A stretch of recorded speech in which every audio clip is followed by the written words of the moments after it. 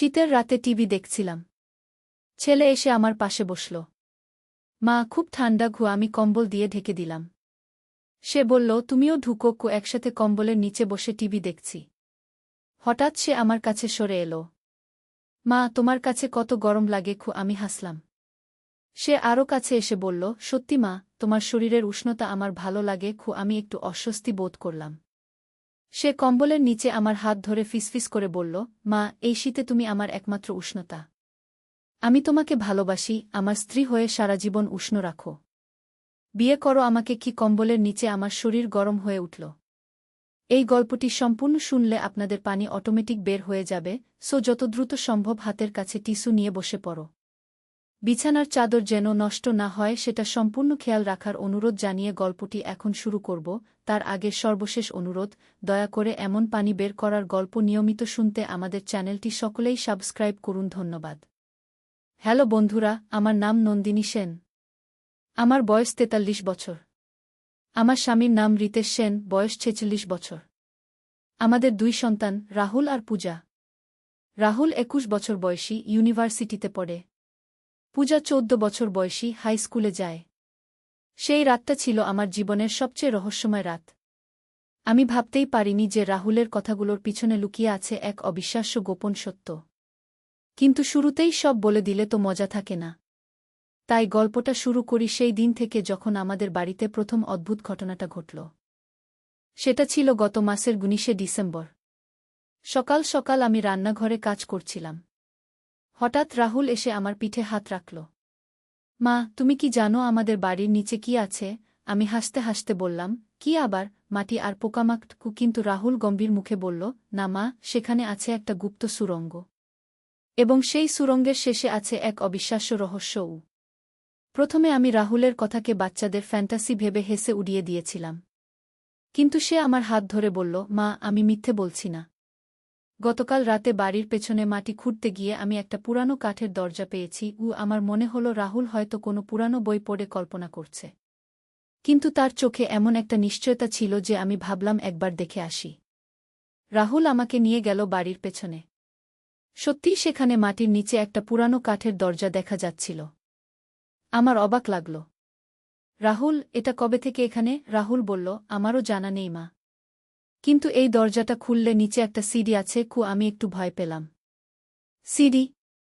তুমি নিচে গিয়েছ? রাহুল মাথা নাড়ল। হ্যাঁ মা, নিচে একটা বড় ঘর আছে। আর সেই ঘরে আছে অনেক পুরানো জিনিসপত্র। আমার কৌতূহল বেড়ে গেল। কি ধরনের জিনিসপত্র? রাহুল রহস্যময় হেসে বলল, সেটা তোমাকে নিয়ে গিয়ে দেখাব। তবে একটা শর্ত আছে। আমি জিজ্ঞেস করলাম, কি শর্ত? রাহুল বলল, তুমি কাউকে বলতে পারবে না। এমনকি বাবা বা পূজাকেও না। আমি ভাবলাম, এটা তো শুধু একটা পুরানো ঘর হতে পারে। তাতে গোপন রাখার কি আছে? কিন্তু রাহুলের জেদের কাছে হার মানলাম। রাহুল দরজাটা খুলে দিল। সত্যিই নিচে একটা পাথরের সিঁড়ি নেমে গেছে। সিঁড়িটা বেশ পুরানো, তবে মজবুত। আমরা নিচে নামতে শুরু করলাম। নিচে নামতে নামতে আমার মনে হলো যেন আমরা মাটির অনেক গভীরে চলে যাচ্ছি। প্রায় ৫০টা সিঁড়ি নামার পর আমরা একটা বড় ঘরে পৌঁছলাম। ঘরটা দেখে আমার চোখ ছানাবড়া। এটা কোনো সাধারণ ঘর নয়। দেয়ালে অনেক পুরানো ছবি আঁকা। সেই ছবিগুলো দেখে মনে হচ্ছিল যেন কোনো রাজার আমলের। ঘরের মাঝখানে একটা বড় কাঠের টেবিল। টেবিলের উপর অনেক পুরানো বই আর কাগজপত্র। আমি একটা বই হাতে নিয়ে দেখলাম। বইটা সংস্কৃত ভাষায় লেখা। আমি সংস্কৃত পড়তে পারি না, কিন্তু অনুমান করলাম এটা খুবই পুরানো। রাহুল বলল, মা, এই বইগুলো পড়ে আমি জানতে পেরেছি যে এই জায়গাটা আগে ছিল একজন তান্ত্রিকের গুপ্ত আস্তানা। আমার গা ছমছম করে উঠল। তান্ত্রিক? রাহুল মাথা নাড়ল। হ্যাঁ মা, এবং সেই তান্ত্রিক এখানে লুকিয়ে রেখেছেন একটা অমূল্য সম্পদ। আমি জিজ্ঞেস করলাম, কি সম্পদ? রাহুল একটা কাগজ তুলে নিয়ে বলল, এই কাগজে একটা মানচিত্র আঁকা। এই মানচিত্র অনুসরণ করলে পাওয়া যাবে একটা প্রাচীন রত্নভাণ্ডার। আমি কাগজটা দেখলাম। সত্যিই সেখানে অদ্ভুত সব চিহ্ন আঁকা। কিছু সংখ্যা আর কিছু তীর চিহ্ন। রাহুল বলল, মা, আমি এই মানচিত্রটা বোঝার চেষ্টা করেছি। আমার মনে হয় এটা আমাদের এলাকারই কোনো জায়গার মানচিত্র। আমি অবাক হয়ে জিজ্ঞেস করলাম, তুমি কি করে বুঝলে? রাহুল একটা বিশেষ চিহ্ন দেখিয়ে বলল, দেখো মা, এই চিহ্নটা। এটা একটা নদীর মতো। আর আমাদের বাড়ির পাশেই তো তিস্তা নদী বয়ে গেছে আমি আরও মনোযোগ দিয়ে কাগজটা দেখলাম। সত্যিই মনে হচ্ছিল এটা আমাদের এলাকারই কোনো মানচিত্র। রাহুল বলল, মা, আমি চাই তুমি আমার সাথে এই রত্নভাণ্ডার খুঁজে বের করতে সাহায্য করো। আমি একটু দ্বিধায় পড়ে গেলাম। এসব তো অনেক বিপজ্জনক হতে পারে। কিন্তু রাহুলের চোখে এমন একটা উৎসাহ দেখলাম যে মানা করতে পারলাম না। পরের দিন সকালে রাহুল আবার আমার কাছে এলো। মা, আমি সারারাত ওই মানচিত্র নিয়ে ভেবেছি। আমার মনে হয় আমি একটা সূত্র পেয়েছি। আমি জিজ্ঞেস করলাম, কি সূত্র? রাহুল উত্তেজিত হয়ে বলল, মানচিত্রে যে তীর চিহ্নগুলো আছে সেগুলো দিয়ে একটা পথ দেখানো হয়েছে। আর সেই পথটা শুরু হয়েছে আমাদের বাড়ি থেকেই আমি অবাক হয়ে জিজ্ঞেস করলাম, আমাদের বাড়ি থেকে? রাহুল মাথা নাড়ল, হ্যাঁ মা। মানচিত্রে একটা বাড়ির ছবি আছে। আর সেই বাড়ির পাশেই একটা গাছের চিহ্ন। আমাদের বাড়ির পাশেও তো একটা বড় আমগাছ আছে। আমি ভাবলাম হয়তো রাহুলের অনুমান সঠিক। কিন্তু এই রত্নভাণ্ডারের গল্পটা আমার কাছে একটু বেশিই ফ্যান্টাসি মনে হচ্ছিল। রাহুল বলল, মা, আজই আমরা অভিযান শুরু করি। আমি জিজ্ঞেস করলাম, অভিযান মানে কি? রাহুল বলল, মানচিত্র অনুসরণ করে রত্নভাণ্ডার খুঁজে বের করা। আমি একটু চিন্তিত হয়ে বললাম, রাহুল, এসব হয়তো শুধু কল্পনা। আসলে কোনো রত্নভাণ্ডার নাও থাকতে পারে। কিন্তু রাহুল বলল, মা, চেষ্টা না করলে তো জানতেই পারব না। আর যদি সত্যিই কিছু পাই? আমি ভাবলাম, ঠিক আছে, একবার দেখাই যাক। হয়তো এটা শুধু রাহুলের সাথে একটু সময় কাটানোর মতো ব্যাপার। আমি রাজি হয়ে গেলাম। রাহুল খুশি হয়ে বলল, চমৎকার। তাহলে আজ দুপুরের পর আমরা বের হব। আমি বললাম, কিন্তু তোমার বাবা আর পূজাকে কি বলবো? রাহুল বলল, বলবে যে আমরা একটু বেড়াতে যাচ্ছি। তারা সন্দেহ করবে না দুপুরের পর রিতেশ অফিসে চলে গেল আর পূজা বান্ধবীদের সাথে খেলতে গেল। আমি আর রাহুল মানচিত্র নিয়ে বের হলাম। প্রথমে আমরা গেলাম আমগাছের কাছে। রাহুল মানচিত্র দেখে বলল, এখান থেকে পূর্ব দিকে 100 পা হাঁটতে হবে। আমরা হাঁটতে শুরু করলাম। 100 পা হাঁটার পর রাহুল থামল। এখানে মানচিত্রে একটা পাথরের চিহ্ন আছে। আমি চারদিকে তাকালাম। সত্যিই সেখানে একটা বড় পাথর পড়ে আছে। রাহুল উত্তেজিত হয়ে বলল, দেখেছ মা? মানচিত্রটা সত্যি। আমিও একটু অবাক হলাম। এটা নিশ্চয়ই কোনো কাকতালীয় ঘটনা। রাহুল আবার মানচিত্র দেখল। এখন দক্ষিণ দিকে 50 পা হাঁটতে হবে। সেখানে একটা গর্তের চিহ্ন আছে। আমরা দক্ষিণ দিকে হাঁটতে শুরু করলাম। 50 পা হাঁটার পর সত্যিই একটা ছোট গর্ত দেখতে পেলাম। গর্তটা প্রাকৃতিক, তবে মানচিত্রে ঠিক এই জায়গায় এই চিহ্নটা থাকা খুবই অদ্ভুত। রাহুল বলল, মা, এবার আমাদের যেতে হবে নদীর দিকে। মানচিত্রে নদীর পাড়ে একটা বিশেষ চিহ্ন আছে। আমরা তিস্তা নদীর দিকে হাঁটতে শুরু করলাম। নদীর পাড়ে পৌঁছে রাহুল মানচিত্র দেখে একটা নির্দিষ্ট জায়গায় গেল। সেখানে একটা পুরানো গাছের গুড়ি পড়ে আছে। রাহুল বলল, মা, মানচিত্র অনুযায়ী এই গাছের গুড়ির নিচে কিছু একটা আছে। আমি জিজ্ঞেস করলাম, কি আছে? রাহুল বলল, সেটাই তো দেখতে হবে। আমাদের এই গুড়িটা সরাতে হবে। গুড়িটা বেশ ভারী ছিল। আমরা দুজনে মিলে অনেক কষ্টে সরালাম। গুড়ির নিচে সত্যিই একটা ছোট গর্ত দেখতে পেলাম। গর্তটা মাটি দিয়ে ভর্তি ছিল। রাহুল হাত দিয়ে মাটি সরাতে শুরু করল। কিছুক্ষণ পর তার হাত একটা শক্ত জিনিসে লাগল। মা, এখানে কিছু একটা আছে। রাহুল সাবধানে জিনিসটা বের করল। এটা একটা ছোট কাঠের বাক্স। বাক্সটা পুরানো কিন্তু ভালো অবস্থায় আছে। আমার হৃদস্পন্দন বেড়ে গেল। রাহুল বলল, মা, এটা খুলে দেখি কি আছে। আমি একটু ভয় পেয়ে বললাম, রাহুল, এটা হয়তো কোনো বিপজ্জনক জিনিস। কিন্তু রাহুলের কৌতূহল তাকে থামাতে পারল না। সে বাক্সটা খুলল। বাক্সের ভেতর আরেকটা কাগজ আর একটা ছোট চাবি। কাগজটায় আরও কিছু চিহ্ন আঁকা। রাহুল কাগজটা পড়ে বলল, এটা আরেকটা সূত্র। এই চাবি দিয়ে কোথাও একটা তালা খুলতে হবে। আমি জিজ্ঞেস করলাম, কোনো তালা? রাহুল বলল, সেটা এই নতুন মানচিত্রে দেখানো আছে। আমি কাগজটা দেখলাম। এবারের মানচিত্র আরও জটিল। অনেক চিহ্ন আর সংখ্যা। রাহুল উত্তেজিতভাবে বলল, মা, এই মানচিত্র আমাদের নিয়ে যাবে আসল রত্নভাণ্ডারে। আগেরটা ছিল শুধু একটা পরীক্ষা। আমি ভাবলাম, এই গোটা ব্যাপারটা কোথায় গিয়ে দাঁড়াচ্ছে। কিন্তু এতদূর এসে আর ফিরে যেতে ইচ্ছে করছিল না। আমি বললাম, ঠিক আছে, এবার কোথায় যেতে হবে? রাহুল নতুন মানচিত্র দেখে বলল, এবার আমাদের যেতে হবে পুরানো কবরস্থানে। কবরস্থান শুনে আমার গা ছমছম করে উঠল। আমাদের গ্রামে একটা পুরানো কবরস্থান আছে। সেখানে অনেক পুরানো কবর। মানুষ বলে সেই জায়গাটা ভুতুড়ে। আমি বললাম, রাহুল, কবরস্থানে? সেটা তো ভয়ানক জায়গা। রাহুল বলল, মা, ভয় পেলে তো রত্নভাণ্ডার পাওয়া যাবে না। তাছাড়া আমরা দুজন একসাথে আছি। সন্ধ্যা হয়ে আসছিল। আমি বললাম, আজ আর যাওয়া ঠিক হবে না। কাল দিনের বেলা যাব। রাহুল রাজি হয়ে গেল। আমরা বাড়ি ফিরে এলাম। সারারাত আমার ঘুম হল না। মনে হচ্ছিল আমরা এমন একটা রহস্যের মধ্যে পড়ে গেছি যার শেষ কোথায় জানি না। পরের দিন সকালে রাহুল আবার আমার কাছে এলো। মা, চলো আজই কবরস্থানে যাই। আমরা দুপুরের পর কবরস্থানের দিকে রওনা দিলাম। কবরস্থানটা আমাদের বাড়ি থেকে প্রায় 2 কিলোমিটার দূরে। পুরানো কবরস্থানটা বেশ বড়। অনেক পুরানো সমাধি আর কবরের পাথর। জায়গাটা দেখতে সত্যিই ভয়ানক লাগছিল। রাহুল মানচিত্র দেখে বলল, আমাদের যেতে হবে কবরস্থানের একদম পেছনের দিকে। সেখানে একটা বিশেষ কবরের চিহ্ন আছে। আমরা কবরস্থানের ভেতর দিয়ে হাঁটতে শুরু করলাম। চারদিকে শুধু পুরানো কবর আর সমাধি। মাঝে মাঝে বাতাসে শুকনো পাতার আওয়াজ। খুবই ভয়ানক একটা পরিবেশ। রাহুল সাহসের সাথে এগিয়ে চলল। আমি তার পিছু নিলাম।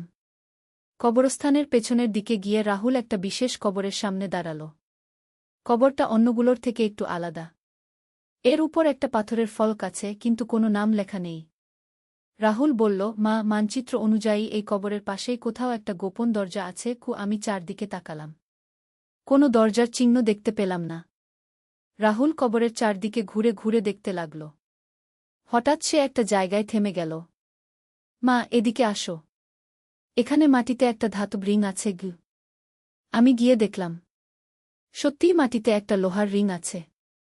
রিংটা প্রায় মাটির সাথে মিশে গেছে। রাহুল বলল, এটা হয়তো কোনো দরজার হ্যান্ডেল। সে রিংটা টেনে দেখল।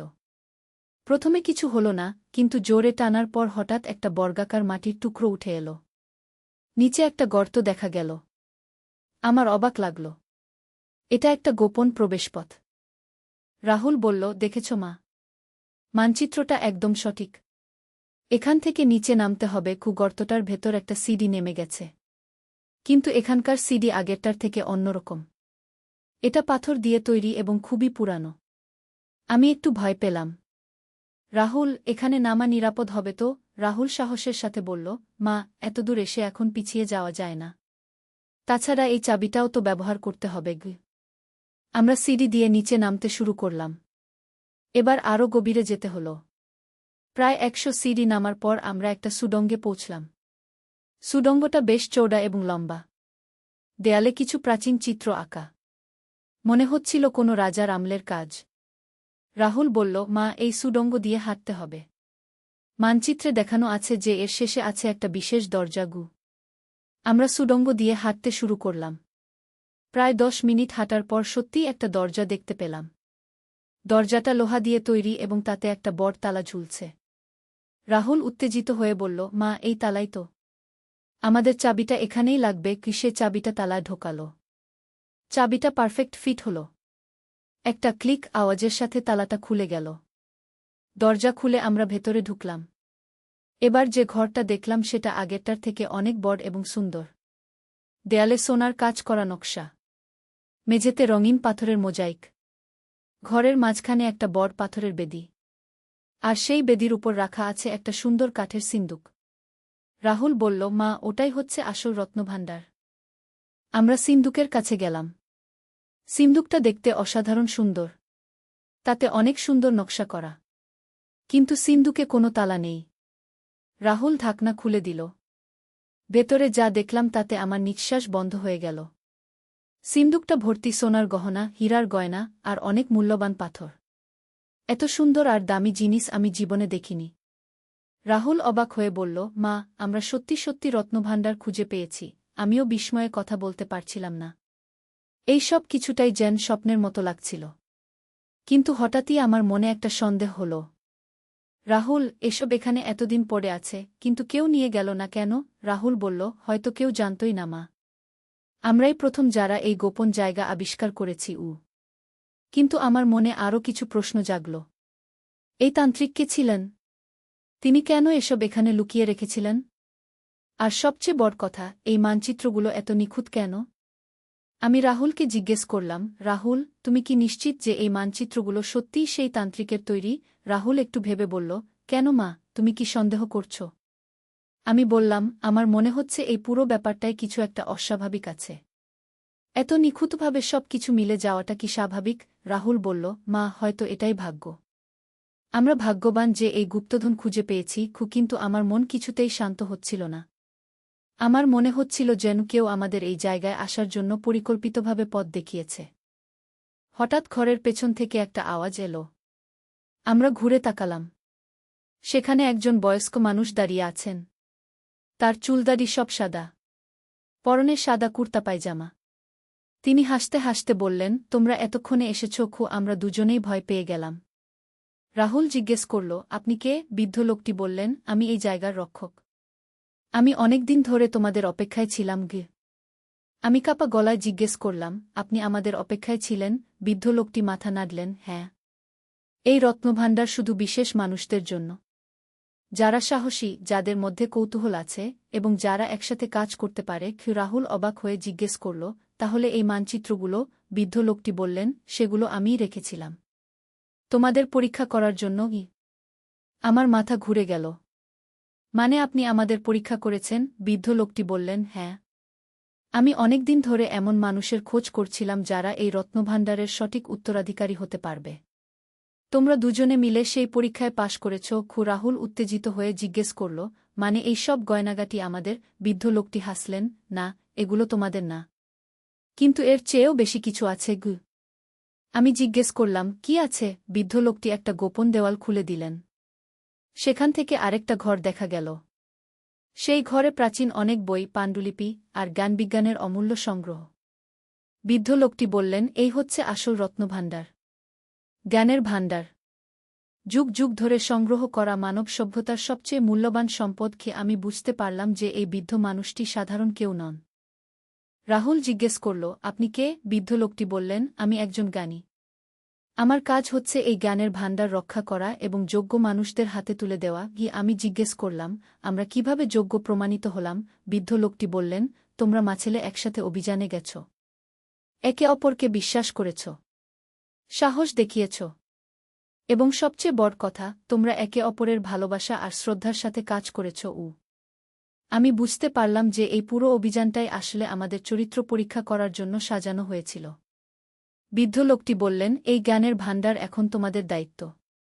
তোমরা এগুলো ব্যবহার করে মানুষের কল্যাণে কাজ করবে। রাহুল জিজ্ঞেস করল, কিভাবে? বৃদ্ধ লোকটি বললেন, এই বইগুলোতে আছে চিকিৎসা বিজ্ঞান, কৃষি বিজ্ঞান, জ্যোতির্বিদ্যা আর আরও অনেক বিষয়ের উন্নত জ্ঞান। তোমরা এগুলো অধ্যয়ন করে মানুষকে সাহায্য করতে পারবে। আমার মনে হলো এটা একটা বিরাট দায়িত্ব। আমি বললাম, আমরা কি এই দায়িত্ব নিতে পারব? বৃদ্ধ লোকটি বললেন, অবশ্যই পারবে। তোমাদের মধ্যে সেই যোগ্যতা আছে। রাহুল বলল, আমরা এই দায়িত্ব নিতে প্রস্তুত। আমিও সম্মতি জানালাম। বৃদ্ধ লোকটি খুশি হয়ে বললেন, খুব ভালো। এখন আমি তোমাদের এই জ্ঞানের ভাণ্ডারের রক্ষক নিয়োগ করছি। তিনি আমাদের হাতে একটা বিশেষ চাবি দিলেন।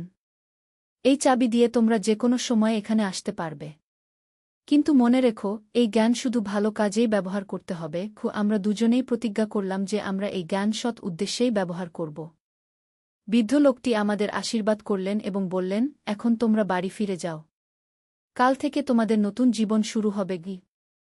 আমরা সেই গোপন পথ দিয়ে বাড়ি ফিরে এলাম। রাতে ঘুমাতে যাওয়ার সময় রাহুল আমার কাছে এলো। মা, আজকের এই অভিজ্ঞতা আমার জীবনের সবচেয়ে অসাধারণ অভিজ্ঞতা। আমি বললাম, আমারও রাহুল। আর আমি গর্বিত যে তুমি আমার সাথে এই অভিযানে গিয়েছ। রাহুল বলল, মা, আমি তোমাকে খুব ভালোবাসি। তুমি শুধু আমার মা নয়, তুমি আমার সবচেয়ে ভালো বন্ধুও। পরের দিন থেকে আমাদের জীবন সত্যিই পাল্টে গেল। আমরা নিয়মিত সেই জ্ঞানের ভাণ্ডারে যেতাম। সেখানকার বইগুলো থেকে আমরা অনেক কিছু শিখলাম। রাহুল চিকিৎসা বিজ্ঞান নিয়ে পড়াশোনা করতে আগ্রহী হল। আমি কৃষি বিজ্ঞানের বইগুলো পড়ে আমাদের গ্রামের কৃষকদের সাহায্য করতে শুরু করলাম। আমাদের এলাকার মানুষ অবাক হয়ে দেখল যে হঠাৎ করে আমরা অনেক জ্ঞানী হয়ে গেছি। রিতেশ আর পূজাও বুঝতে পারল যে আমাদের মধ্যে কিছু একটা পরিবর্তন হয়েছে। তারা আমাদের জিজ্ঞেস করল, কিন্তু আমরা বৃদ্ধ লোকটার কথা মতো এই গোপনীয়তা রক্ষা করলাম। আমরা শুধু বললাম যে আমরা নতুন কিছু বই পড়েছি। কয়েক মাস পর আমাদের এলাকায় একটা রহস্যজনক রোগ ছড়িয়ে পড়ল। ডাক্তাররাও এই রোগের চিকিৎসা জানতেন না। কিন্তু রাহুল সেই প্রাচীন চিকিৎসা বইগুলো থেকে এই রোগের ওষুধ তৈরি করল। আমাদের তৈরি ওষুধে রোগীরা ভালো হয়ে গেল। এলাকার মানুষ আমাদের অসাধারণ সম্মান করতে শুরু করল। আমি কৃষি বিজ্ঞানের জ্ঞান ব্যবহার করে কৃষকদের ফসল বৃদ্ধির নতুন পদ্ধতি শেখালাম। আমাদের গ্রামের কৃষকরা আগের থেকে অনেক বেশি ফসল উৎপাদন করতে পারল। আমি বুঝতে পারলাম যে সেই বৃদ্ধ জ্ঞানীর কথা সত্যি। জ্ঞানী আসল রত্ন। সোনারূপার থেকে জ্ঞানের দাম অনেক বেশি। রাহুল এখন মেডিকেল কলেজে ভর্তি হয়েছে। কিন্তু তার প্রাচীন জ্ঞান তাকে অন্যান্য ছাত্রদের থেকে এগিয়ে রেখেছে। আমি গ্রামের মহিলাদের বিভিন্ন বিষয় শেখাতে শুরু করেছি। আমাদের গ্রাম এখন আগের থেকে অনেক উন্নত হয়েছে। মাঝে মাঝে আমার মনে পড়ে সেই রাতের কথা যখন রাহুল আমার কাছে এসেছিল। সেই রাত থেকেই শুরু হয়েছিল আমাদের এই অভিজ্ঞতা। আমি বুঝতে পারি যে রাহুলের সেই অদ্ভুত কথাগুলো আসলে আমাদের এই বিশেষ যাত্রার সূচনা ছিল। সেই বৃদ্ধ জ্ঞানী হয়তো আমাদের মন নিয়ন্ত্রণ করেছিলেন যাতে আমরা সঠিক পথে এগিয়ে যেতে পারি। আজ 1 বছর হয়ে গেল সেই ঘটনার। আমি আর রাহুল এখনও নিয়মিত সেই জ্ঞানের ভাণ্ডারে যাই। প্রতিবার নতুন কিছু না কিছু শিখি। সেই বৃদ্ধ জ্ঞানী আমাদের বলেছেন যে এই জ্ঞানের ভাণ্ডারে অনেক রহস্য লুকিয়ে আছে। আমরা ধীরে ধীরে সব কিছু জানতে পারব। রাহুল এখন একজন দক্ষ চিকিৎসক হওয়ার পথে। আর আমি আমাদের এলাকার একজন সম্মানিত ব্যক্তিত্ব হয়ে উঠেছি। আমার মনে হয় আমাদের এই অভিজ্ঞতা শুধু একটা রোমাঞ্চকর অভিযান ছিল না। এটা ছিল আমাদের জীবনের একটা পরীক্ষা। আমরা সেই পরীক্ষায় পাশ করেছি এবং একটা নতুন জীবনের সূচনা করেছি। রাহুলের সাথে আমার সম্পর্ক আরও গভীর হয়েছে। আমরা এখন শুধু মা-ছেলে নই, আমরা একে অপরের সবচেয়ে ভালো বন্ধু এবং সহযোগী। যখন আমি এই গোটা ঘটনা নিয়ে ভাবি, তখন আমার মনে হয় জীবনে কত রহস্য লুকিয়ে আছে। কত অজানা সত্য আমাদের চারপাশে ছড়িয়ে আছে। শুধু সাহস আর কৌতূহল থাকলেই সেসব আবিষ্কার করা যায়। আমি আর রাহুল সেই সাহস দেখিয়েছিলাম, আর তার ফলে পেয়েছিলাম জীবনের সবচেয়ে বড় পুরস্কার, জ্ঞানের অমূল্য সম্পদ। এখনও মাঝে মাঝে রাতে রাহুল আমার কাছে আসে। কিন্তু এখন সে আর সেই রকম অদ্ভুত কথা বলে না। এখন সে আসে আমার সাথে নতুন কোনো বই নিয়ে আলোচনা করতে। আমরা একসাথে বসে পড়াশোনা করি। পরিকল্পনা করি কিভাবে আমাদের জ্ঞান দিয়ে আরও মানুষের উপকার করা যায়। রাহুল এখন আমার গর্বের সন্তান। সে শুধু আমার ছেলে নয়, সে আমার গুরুও বটে। সেই বৃদ্ধ জ্ঞানী আমাদের বলেছিলেন যে একদিন আমরাও অন্য কাউকে এই জ্ঞানের ভাণ্ডারের অধিকারী করে তুলব। সেদিনের জন্য আমরা প্রস্তুতি নিচ্ছি। আমাদের কাজ হচ্ছে যোগ্য মানুষ খুঁজে বের করা যারা এই জ্ঞানের সঠিক ব্যবহার করতে পারবে। এভাবেই এই জ্ঞানের ধারাবাহিকতা বজায় থাকবে। আমার এই গল্পটা শুনে হয়তো অনেকেই বিশ্বাস করবেন না। হয়তো মনে করবেন এটা শুধু কল্পনা।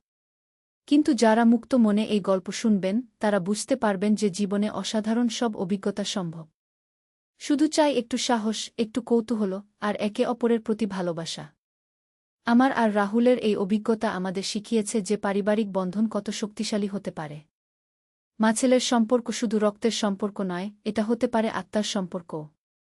আমরা একে অপরকে বিশ্বাস করেছিলাম, সহযোগিতা করেছিলাম, আর সেই বিশ্বাস আর সহযোগিতার ফলেই আমরা জীবনের সবচেয়ে বড় পুরস্কার পেয়েছি। এই গল্পটা বলতে গিয়ে আমার চোখ ভিজে যায়। কত সুন্দর সেই দিনগুলো ছিল। কত রোমাঞ্চ, কত আবেগ, কত আনন্দ। আজও যখন আমি সেই জ্ঞানের ভাণ্ডারে যাই, তখন মনে হয় যেন সেই প্রথম দিনের মতোই রোমাঞ্চ অনুভব করি। রাহুল আর আমি এখনও সেই গোপনীয়তা রক্ষা করে চলেছি। এই গল্পটা আমি প্রথমবার কারো সাথে শেয়ার করলাম। আমার বিশ্বাস, যারা এই গল্প শুনবে তারাও হয়তো তাদের জীবনে এমন কোনো অভিজ্ঞতার খোঁজ করবে। হয়তো তারাও বুঝতে পারবে যে জীবনের সবচেয়ে বড় সম্পদ হচ্ছে জ্ঞান আর পারিবারিক ভালোবাসা। রাহুল এখন 23 বছর বয়সে একজন সফল চিকিৎসক। কিন্তু তার সাফল্যের পেছনে আছে সেই প্রাচীন জ্ঞানের অবদান। আমি এখনও সেই একই বাড়িতে থাকি। কিন্তু আমার জীবন সম্পূর্ণ পাল্টে গেছে। আমি এখন আমাদের এলাকার একজন সম্মানিত শিক্ষিকা। অনেক মানুষ আমার কাছে বিভিন্ন বিষয়ে পরামর্শ নিতে আসে। পূজা এখন 18 বছর বয়সী। সে ইউনিভার্সিটিতে বায়োলজি নিয়ে পড়ছে। সে এখনও জানে না আমাদের গোপন রহস্যের কথা। কিন্তু আমার মনে হয় শীঘ্রই তাকেও এই জ্ঞানের ভাণ্ডারের অংশীদার করতে হবে। সেই বৃদ্ধ জ্ঞানী বলেছিলেন যে পরিবারের সবাইকে এই জ্ঞানে দীক্ষিত করতে হবে। রিতেশও বুঝতে পারে যে আমাদের পরিবারে কিছু একটা বিশেষত্ব এসেছে।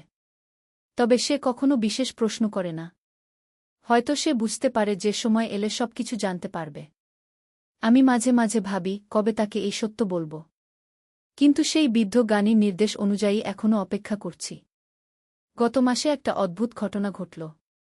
একদিন সন্ধ্যায় আমি বাড়ির বাগানে বসে বই পড়ছিলাম। হঠাৎ দেখলাম একটা অচেনা মেয়ে আমাদের বাড়ির সামনে দাঁড়িয়ে আছে। সে আমাকে দেখে কাছে এসে বলল, আন্টি, আমি আপনাদের খুঁজছিলাম। আমি অবাক হয়ে জিজ্ঞেস করলাম, আমাদের খুঁজছিলে কেন? মেয়েটি বলল, আমার স্বপ্নে একজন বৃদ্ধ লোক এসে বলেছেন যে এই বাড়িতে আমার জন্য কিছু আছে। আমার গা শিরশির করে উঠল। এই মেয়েটির কথা শুনে আমার মনে পড়ে গেল আমাদের সেই অভিজ্ঞতার কথা। আমি তাকে বাড়িতে এনে বসালাম।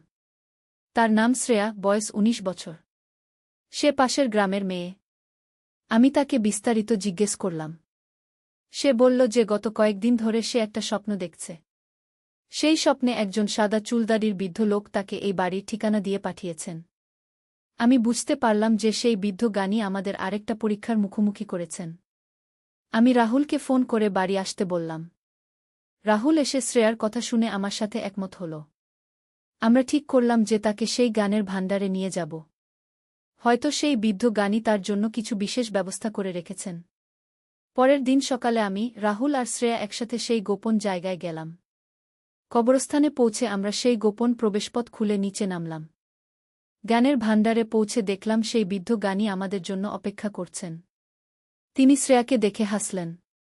আহা, তুমি এসে গেছ। আমি তোমার অপেক্ষায় ছিলাম। শ্রেয়া অবাক হয়ে জিজ্ঞেস করল, আপনি আমার স্বপ্নে এসেছিলেন? বৃদ্ধ লোকটি মাথা নাড়লেন। হ্যাঁ। তুমিও এই জ্ঞানের ভাণ্ডারের উত্তরাধিকারী। তোমার ভেতরে বিশেষ ক্ষমতা আছে। তিনি শ্রেয়াকে একটা প্রাচীন বই দিলেন। এই বইটিতে আছে মানসিক শক্তি বৃদ্ধির বিশেষ পদ্ধতি। তুমি এই বই অধ্যয়ন করে অন্যদের মানসিক সমস্যার সমাধান করতে পারবে। এভাবে আমাদের দল আরও বড় হয়ে গেল। শ্রেয়া এখন আমাদের পরিবারের একজন সদস্যের মতো। সে রাহুলের সাথে মিলে চিকিৎসা সেবা দিয়ে থাকে। আর আমার সাথে মিলে মানুষদের বিভিন্ন সমস্যার সমাধান করে। আমাদের এলাকায় এখন একটা বিশেষ চিকিৎসা কেন্দ্র গড়ে উঠেছে যেখানে আমরা ৩ জন মিলে সেবা দিয়ে থাকি। সেই বৃদ্ধ জ্ঞানী আমাদের বলেছেন যে এভাবেই ধীরে ধীরে আরও মানুষ এই জ্ঞানের ভাণ্ডারের সাথে যুক্ত হবে। আমাদের কাজ হচ্ছে যোগ্য মানুষ খুঁজে বের করা, যারা এই জ্ঞানের সঠিক ব্যবহার করতে পারবে। এভাবে একটা গোপন সংগঠন গড়ে উঠবে যারা মানুষের কল্যাণে কাজ করবে। আজ যখন আমি এই পুরো গল্পটা বলছি, তখন আমার মনে হচ্ছে এটা যেন কোনো রূপকথার গল্প। কিন্তু এটা সত্যি। আমার জীবনে ঘটে যাওয়া এক অবিশ্বাস্য সত্য। রাহুলের সাথে সেই রাতে যে অদ্ভুত কথোপকথন হয়েছিল, সেটাই ছিল আমাদের এই নতুন জীবনের সূচনা। আমি এখন বুঝতে পারি যে জীবনে অনেক রহস্য আছে। অনেক অজানা শক্তি কাজ করে আমাদের চারপাশে। শুধু খোলা মন নিয়ে সেসব গ্রহণ করতে হয়। আমি আর রাহুল সেই খোলা মন নিয়ে এগিয়ে গিয়েছিলাম, আর পেয়েছিলাম জীবনের সবচেয়ে বড় উপহার। রাহুল এখন একজন বিখ্যাত চিকিৎসক। কিন্তু সে কখনো ভুলে যায় না যে তার গানের উৎস কোথায়।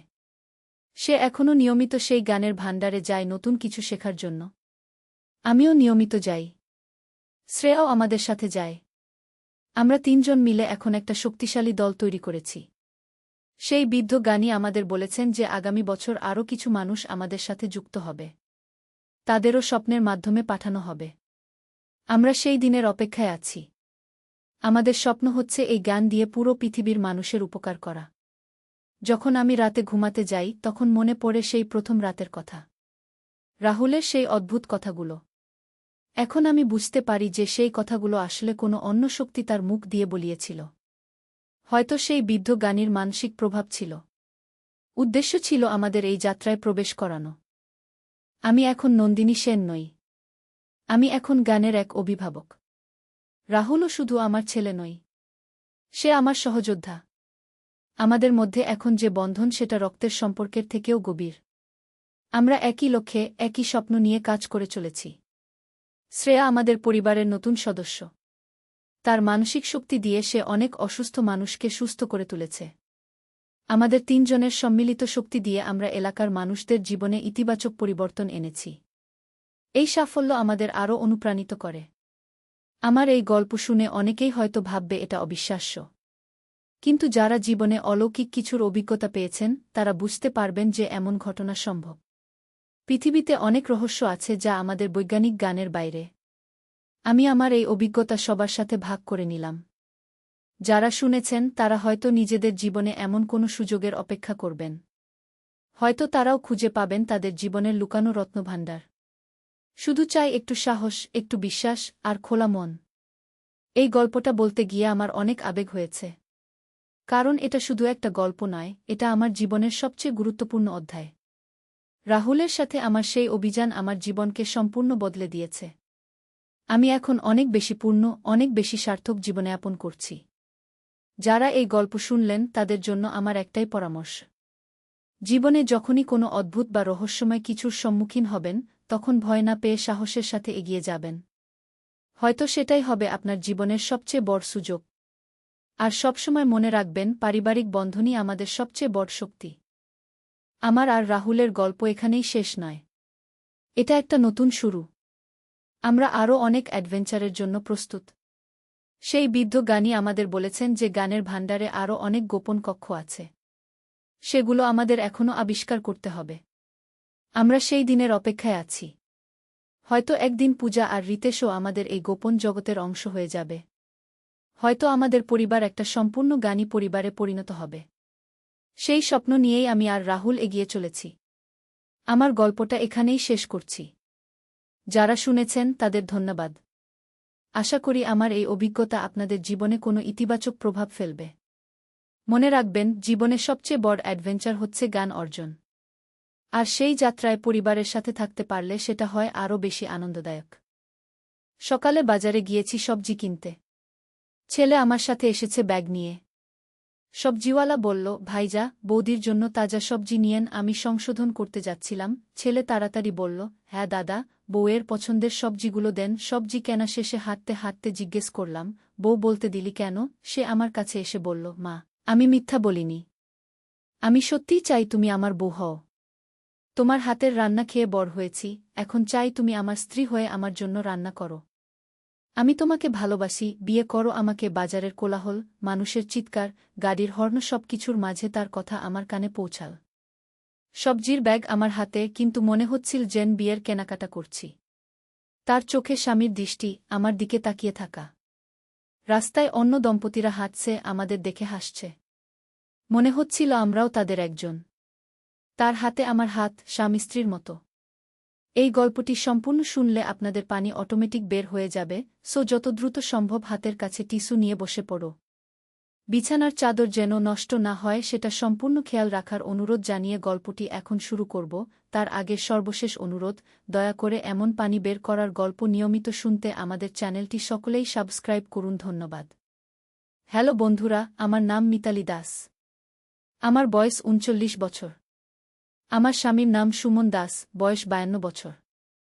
আমাদের ২ সন্তান, রাহুল আর পিয়া। রাহুল ২১ বছর বয়সী, ইউনিভার্সিটিতে পড়ে। পিয়া ১৪ বছর বয়সী, হাই স্কুলে যায়। যেই ঘটনার কথা বলছি সেটা গত বছরের জানুয়ারি মাসের কথা। আমার স্বামী সুমন তখন অফিসে খুব ব্যস্ত থাকত। রাহুল কলেজে থাকা অবস্থায় একদিন আমাকে বাজারে যেতে হল। পিয়া স্কুলে গিয়েছে। রাহুল বলল, মা, আমিও তোমার সাথে যাব। একা একা ভারী ব্যাগ নিয়ে কষ্ট হবে। বাজারে গিয়ে সবজি কিনছিলাম। বিক্রেতা ভাইজা বলল, দিদি, এই আলুপটোর খুবই ভালো। বৌদির রান্নায় লাগবে। আমি বলতে যাচ্ছিলাম যে রাহুল আমার ছেলে, কিন্তু রাহুল তখনই বলে উঠল, হ্যাঁ দাদা, আমার বউয়ের জন্য সবচেয়ে ভালো সবজিটা দিয়েন। বিক্রেতা হেসে বলল, ওহো, নতুন বিয়ে হয়েছে নাকি? বৌদি খুব সুন্দর তো। আপনারা খুব মানানসই জুটি। রাহুল আমার কোমরে হাত রেখে বলল, হ্যাঁ দাদা, আমার খুব সৌভাগ্য যে ওকে পেয়েছি। আমি লজ্জায় মুখ লাল হয়ে গেল। সবজি কিনে বাসায় ফেরার পথে জিজ্ঞেস করলাম, রাহুল, তুই এমন কেন বললি? লোকে কি ভাববে? রাহুল আমার দিকে তাকিয়ে বলল, মা, আমি কি মিথ্যে বলেছি? আমি সত্যিই চাই তুমি আমার স্ত্রী হও। বাবা তোমাকে যেভাবে খুশি রাখতে পারে না, আমি পারব। তোমার হাতের রান্না খেয়ে বড় হয়েছি, এখন চাই সেই রান্না আমার স্ত্রী হিসেবে করো। তার কথায় আমি থমকে দাঁড়ালাম। রাস্তার পাশে একটা পার্কে গিয়ে বসলাম। রাহুল আমার পাশে বসে বলল, মা, তুমি এখনো অনেক সুন্দর। বাবা অফিসের কাজে এত ব্যস্ত থাকে যে তোমার দিকে তাকানোর সময় নেই। কিন্তু আমি তোমাকে রানীর মতো রাখব। তুমি আমার সাথে বিয়ে করো। আমি অবাক হয়ে বললাম, রাহুল, তুই কি বলছিস? আমি তো তোর মা। রাহুল বলল, মা তুমি আমার জন্মদাত্রী মা নও তো। তুমি আমার সৎ মা। আমার আসল মা যখন মারা গেছে বাবা তোমাকে বিয়ে করেছে। তখন আমার বয়স ছিল মাত্র 2 বছর। তুমিই আমাকে মানুষ করেছ। কিন্তু আমি বড় হয়ে বুঝেছি যে তুমি আমার মা নও, তুমি আমার প্রথম প্রেম। তার কথা শুনে আমার মাথা ঘুরে গেল। সত্যিই তো, রাহুল আমার নিজের সন্তান নয়। আমি সুমনকে বিয়ে করার সময় রাহুলের বয়স ছিল 2 বছর। তার আসল মা ক্যান্সারে মারা গিয়েছিল। আমি রাহুলকে নিজের সন্তানের মতোই বড় করেছি। কিন্তু আজ তার কথা শুনে বুঝলাম সে আমাকে মা হিসেবে দেখে না। রাহুল আমার হাত ধরে বলল, মা আমি তোমাকে ছোটবেলা থেকেই ভালোবাসি। প্রথমে ভেবেছিলাম এটা মায়ের প্রতি ভালোবাসা। কিন্তু বয়স বাড়ার সাথে সাথে বুঝেছি এটা একটা পুরুষের একটা নারীর প্রতি ভালোবাসা। তুমি আমার স্বপ্নের নারী। তার কথায় আমি কিছু বলতে পারলাম না। ঘরে ফিরে এসে সারাদিন ভাবলাম। রাতে সুমন অফিস থেকে ফিরে এসে খেতে বসল। আমি তার সাথে রাহুলের কথা বললাম। সুমন প্রথমে রেগে গেল। বলল, ছেলেটার মাথা খারাপ হয়ে গেছে। আমি ওর সাথে কথা বলবো। কিন্তু তারপর চুপচাপ হয়ে গেল। খাওয়া শেষে বলল, মিতালি, রাহুল যা বলেছে সেটা কিন্তু অযৌক্তিক নয়। তুমি ওর সৎমা। আর আমার সাথে তোমার বিয়ে হয়েছিল রাহুলের যত্ন নেওয়ার জন্যই। আমি তোমাকে ভালোবেসে বিয়ে করিনি, প্রয়োজনে বিয়ে করেছিলাম। সুমনের কথায় আমি আরও বিভ্রান্ত হয়ে পড়লাম। সত্যিই তো, সুমন আমাকে ভালোবেসে বিয়ে করেনি। তার ছেলের দেখভাল করার জন্য একজন মা দরকার ছিল, তাই আমাকে বিয়ে করেছিল। পরের দিন রাহুল আমাকে বলল, মা আমি কলেজ ছেড়ে দিয়ে চাকরি করব। তারপর তোমাকে নিয়ে আলাদা বাড়িতে থাকব। তুমি চিন্তা করো না, আমি তোমাকে খুব ভালো রাখব। আমি বললাম, রাহুল তুই পাগল হয়ে গেছিস? আমি তোর সৎমা হলেও তোর বাবার স্ত্রী। আর পিয়া? ও কি হবে? রাহুল বলল, পিয়া আমার বোন। ও আমাদের সাথেই থাকবে। আর বাবার তো অনেক টাকা আছে, উনি চাইলে আরেকটা বিয়ে করতে পারেন। দিনের পর দিন রাহুল আমাকে বোঝানোর চেষ্টা করতে লাগল। একদিন সে আমাকে একটা দোকানে নিয়ে গিয়ে একটা সুন্দর শাড়ি কিনে দিল। বলল, মা এই শাড়িটা পরে তুমি আরও সুন্দর লাগবে। আমি চাই আমার স্ত্রী সবসময় সুন্দর থাকুক। আমি বললাম, রাহুল তুই এসব কি করছিস? লোকে কি বলবে? রাহুল বলল, লোকে কি বলবে সেটা আমার কাছে গুরুত্বপূর্ণ নয়। আমার কাছে গুরুত্বপূর্ণ হলো তোমার খুশি। তুমি কি সুমনের সাথে খুশি আছো? তার প্রশ্নের জবাব দিতে পারলাম না। সত্যিই তো, আমি সুমনের সাথে খুব একটা খুশি নই। সে সারাদিন অফিসে থাকে, বাসায় এসেও কাজ নিয়ে ব্যস্ত থাকে। আমার সাথে কথা বলার সময় নেই। আমি একটা গৃহকর্মীর মতো শুধু রান্নাবান্না আর ঘর পরিষ্কার করি। একদিন রাহুল আমাকে বলল, মা আমি একটা ফ্ল্যাট দেখে এসেছি। খুব সুন্দর ফ্ল্যাট। তুমি আর আমি সেখানে গিয়ে থাকতে পারি। আমি বললাম, রাহুল তুই এত টাকা পেলি কোথায়? তোর তো কোনো চাকরি নেই। রাহুল বলল, আমি গোপনে একটা কোম্পানিতে পার্ট টাইম কাজ করি। আর আমার কিছু সঞ্চয় আছে। তুমি চিন্তা করো না, আমি সব ব্যবস্থা করে ফেলেছি। আমি ভাবতে লাগলাম। একদিকে রাহুল, যে আমাকে রানীর মতো ভালোবাসে, যত্ন করে। আর অন্যদিকে সুমন, যার কাছে আমি একটা প্রয়োজনীয় জিনিসের মতো। কিছুদিন পরে পিয়া আমাকে বলল, মা রাহুল ভাই খুব অদ্ভুত আচরণ করছে। সে তোমাকে নিয়ে অনেক স্বপ্ন দেখে। আমি বললাম, কি রকম স্বপ্ন? পিয়া বলল, সে বলে যে তুমি তার স্ত্রী হবে। আর আমরা সবাই একসাথে থাকব। আমি পিয়াকে বোঝালাম যে রাহুল হয়তো মানসিক চাপে আছে। কিন্তু ভেতরে ভেতরে আমি নিজেও দ্বিধায় পড়ে গিয়েছিলাম। একদিন সুমন আমাকে বলল, মিতালি, রাহুল যা চাইছে সেটা হয়তো ভুল নয়। তুমি যদি চাও তাহলে তার সাথে নতুন জীবন শুরু করতে পারো। আমি তোমাকে বাধা দেব না। আমি অবাক হয়ে বললাম, তুমি কি বলছো? তুমি তোমার স্ত্রীকে তোমার ছেলের হাতে তুলে দিতে চাও? সুমন বলল, রাহুল আমার ছেলে, কিন্তু সে এখন একজন পূর্ণবয়স্ক মানুষ। আর তুমিও তার সৎমা মাত্র। তোমাদের মধ্যে কোনো রক্তের সম্পর্ক নেই। আর আমি স্বীকার করছি যে আমি তোমাকে যতটা ভালোবাসা দেওয়া উচিত ছিল ততটা দিতে পারিনি। সুমনের কথায় আমি আরও বিভ্রান্ত হয়ে পড়লাম। একদিকে সমাজের নিয়ম, অন্যদিকে হৃদয়ের টান। রাহুল একদিন আমাকে সেই ফ্ল্যাটে নিয়ে গেল। সত্যিই খুব সুন্দর ফ্ল্যাট। 2 বেডরুম, একটা আমাদের জন্য, অন্যটা পিয়ার জন্য। বড় ব্যালকনি, যেখানে বসে চা খাওয়া যায়। রান্নাঘর থেকে বাগানের দৃশ্য দেখা যায়। রাহুল বলল, মা দেখো কত সুন্দর। এখানে আমরা খুব শান্তিতে থাকতে পারব। তুমি সকালে বাগানে বসে চা খাবে, আমি অফিস থেকে ফিরে এসে তোমার হাতের রান্না খাব। পিয়া স্কুল থেকে ফিরে এসে আমাদের সাথে গল্প করবে। তার কথা শুনে আমার মন খুশি হয়ে গেল। সত্যিই তো, এমন একটা জীবন আমি সবসময় চেয়েছি। কিন্তু তারপরেই বুঝলাম এই সব কিছুর মধ্যে একটা বড় ভুল আছে। রাহুল আমাকে স্ত্রী হিসেবে চায়, কিন্তু আমি তাকে ছেলের মতোই ভালোবাসি। আমি তার সাথে স্ত্রী-স্বামীর সম্পর্কে যেতে পারব না। আমি রাহুলকে বললাম, রাহুল, তুই যা ভাবছিস সেটা হতে পারে না। আমি তোকে ছেলের মতোই ভালোবাসি। তোর সাথে স্ত্রী-স্বামীর সম্পর্কে যেতে পারব না। রাহুল বলল, মা, তুমি আমার কথা ভেবে দেখো। আমি তোমাকে মা হিসেবে ভালোবাসি না, ভালোবাসি একজন নারী হিসেবে। তুমিও আমাকে একবার পুরুষ হিসেবে দেখার চেষ্টা করো। আমি বললাম, রাহুল, এটা ভুল। সমাজ এটা মেনে নেবে না। রাহুল বলল, সমাজ যা মেনে নেয় না তার সব কিছুই কি ভুল? প্রেম কি ভুল? ভালোবাসা কি ভুল? আমি তোমাকে ভালোবাসি, তুমি আমাকে ভালোবাসো। এটাই তো যথেষ্ট। কিন্তু আমি জানতাম এটা ঠিক নয়। আমি রাহুলকে বোঝালাম যে আমরা এমন কিছু করতে পারি না যা সমাজ মেনে নেবে না। রাহুল কিছুদিন দুঃখ করল, কিন্তু তারপর বুঝল যে আমি তার কথা মানব না। একদিন সে আমাকে বলল, মা, আমি বুঝেছি যে তুমি আমার কথা মানবে না। কিন্তু আমি তোমাকে ভুলতে পারছি না। আমি এই শহর ছেড়ে অন্য কোথাও চলে যাব। হয়তো দূরে গিয়ে তোমাকে ভুলে যেতে পারব। আমি বললাম, রাহুল, তুই কোথাও যাবি না। তুই এখানেই থাক। আমরা সবাই একসাথে একটা পরিবার হয়ে থাকব। কিন্তু রাহুল তার সিদ্ধান্তে অটল। সে কিছুদিন পরেই ঢাকা থেকে দূরে একটা শহরে চাকরি নিয়ে চলে গেল। তার চলে যাওয়ার পর আমি বুঝলাম যে সে সত্যিই আমাকে ভালোবাসত। কিন্তু সেই ভালোবাসা ভুল ছিল। আমি খুশি যে আমি সঠিক সিদ্ধান্ত নিয়েছি। এখন রাহুল মাঝে মাঝে ফোন করে। সে অন্য একটা মেয়েকে ভালোবেসেছে। শীঘ্রই বিয়ে করবে। আমি খুব খুশি।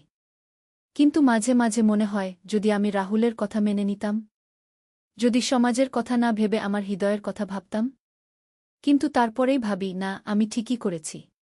কিছু কিছু ভালোবাসা শুধু মনের মধ্যেই রাখতে হয়। এখন আমি আর সুমন ভালোই আছি।